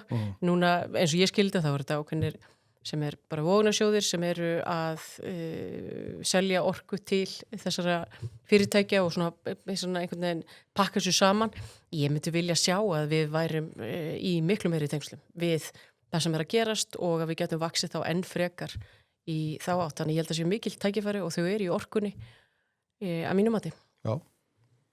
Já, menna, þú veist, það að framleiða með orku og undirstaðan, eða forsendar réttar að sagt í öllu sem viðkvæmur því að bæta verðmætasköpunum í Íslandi. Þannig að ég tek undir með Lilju þar að það eru þetta rísastóru tækifærin. Tækifærin eru þau og þar skiptir miklu máli íslensk stjórnvöld taki réttar ákvarðanir, það er að minnka flækjustig, regluverk gagnvart íslensku atvinnulífi til þess að leyfa þá íslensku atvinnulífi að sækja þessi verðmæti sem eru hérna út allt saman í íslensku efnahagslífi og það er, þú veist, á grunni þess að vera með aðganga þessari endurnlífu orku og nýta hana þá meðal annars eins og við sjáum að gerast í landeldinu og gagnaverunum sem ég held að með alveg sérstaklega tiltaka gagnaverin þessu samengi vegna þess að við þóttu að það sé atvinnugrein sem er sprottinu upp og er að búa til alveg 2 milljarða tekjur á ári þá eru þau tækifæri mannnýtt. Ég held að allir sem tilþekkja hvort sem séu stjórnkerfinu eða í atvinnulífinu heilt yfir átti sig á því að þessu mikil tækifæri að sækja þar. Við eigum að grípa þau, við þurfum ekkert að fara fram hjá okkur þessu tækifæri og hann já og þú veist og ég held svo í svona örlítið hrósi stjórnum þá í lokin. Ég held að í þessum efnum með það sem vorum að segja þá er alveg margt gott sem ríkisstjórnin var að leggja til í atvinnustefnunni í síðustu viku sem þú veist að því gefna að hún muni framfylgjaði muni hjálpa okkur til að sækja þessu tækifæri eins og í kringum gagnaverin og mögulega í landeldi það sem er allan að verið að leggja til að lækka þröskulda einfalda hlutina og gera þá meðal annars útlendingum erlendu fjárfestum auðveldur að fjárfesta á Íslandi og vonandi verður það að veruleika og þau gerir þetta vel svona meðal annars með því að það er svo oft sem koma einhver svona skýslur og það er einhver fögur fyrirheit þarna allan að mega það er verið að sundiliða aðgerðinar í margar hlut þú veist held ég 30 aðgerðir á 2 árum það verið að setja tímalínu og það verið að setja ábyrgð hlutverk á það hvaða ráðuneyti og eftir atviku stofnanir bera ábyrgð á því að þetta verður að veruleika á tilhundum tíma. Þannig að það, þú veist, Ég er alveg sammála því. Já, Ég held að það sé það bara, geti hjálpað til í þessu. fullt að mjög góðum tækifærum og það þarf bara að framfylgja því og talandi um erlenda fjárfestingu. Það er heldur betur verið erlend fjárfesting í gagnaverunum og það hefur í raun og verið bara keyrt hagvöxtinu upp á fjárfestingarliðinni. Já. Við vorum á Blönduósi, var það ekki hitti þeirra? Jú, þú- ég hann þú- að ég var einmitt að, ég kannski kastaði bara hérna því ég var að tala við daginn taka viðtal sem ég eftir að byrta við frangustjóra Verni Já. og hann mikill, sagði þetta mikill vinur þín, Gísli, Já. og hann var einmitt að endilega hvetja mig til þess að reyna að bjóða okkur sjálfum í heimsók til Já. oss. Það Við kannski gerum það við Við tækjum. höfum mjög gaman að heimsækja fyrirtæki, heimsækja raunhagkerfið. Mm. Við gerum það mikið og bara kíkja á fólk sem er að vinna og skapa verðmæti. Þannig að, herru, við erum að, það komið svona að lokum hjá okkur, ekki? Jú. Lilja, þú verið hérna með þjóðmálahúfu og pipp. Já, og ég meina ég kjötkombrið fyrir svo og- vel lestu hérna að það hála verið hellingur og sérstaklega með þetta, ég er nú bara, eins og ég segi, mér finnst þetta bara mjög viðeigandi, sko. Já, svo ætla að kveðja líka hérna, eða sko kveðjugjöf hérna í hillunni fyrir aftan ykkur, Ólafsson genið. Þannig að þú fer með eina svona flösku í þínflóksherbyggið. Já, Er það ekki ég grænt gera að það, jú. Já. Nei, nú er það komið í smiðju, þannig að við erum Er ekki, það sko, ekki alveg ömuleg bygging? Mér finnst hún reyndar alveg, hérna, Svo það sé ég er bara auðvitað orðað hrifnari, sko, mér finnst þetta falleg bygging, svo ég segi það, en auðvitað er ég hrifnari að húsinu sem var hérna, reist, Já, já. hérna alþingishúsinu og græna herberginu, en við þurfum að komast þangað aftur. Þú tekur flösku Ólafsson genið Já, með þér ég fyrir geri það. þínflokkið, þeir Ekki eru ánægð með spurning. það. Þetta er ekki auglýsing, þetta er bara Nei, kveðjugjöf. Ef en- þetta verður auglýsing, þá myndi ég Já. alltaf segja að hún fengist í áfengis- og tóbaksverslu ríkisins og smáríkin og fleiri. Já, sem hún gerur ekki. En við erum ekki að spáði því. Nei. Lilja Dögg Alvarsdóttir, gaman að fá þig í þáttinn. Þú Sömuleiðis. bara kemur fljótlega aftur. Heldur betur. Hörður Ægisson, alltaf gaman að fá þig. Þú kemur fljótlega aftur líka. Þannig að takk þið sem hlustu og þið sem horfðuð. Góða helgi.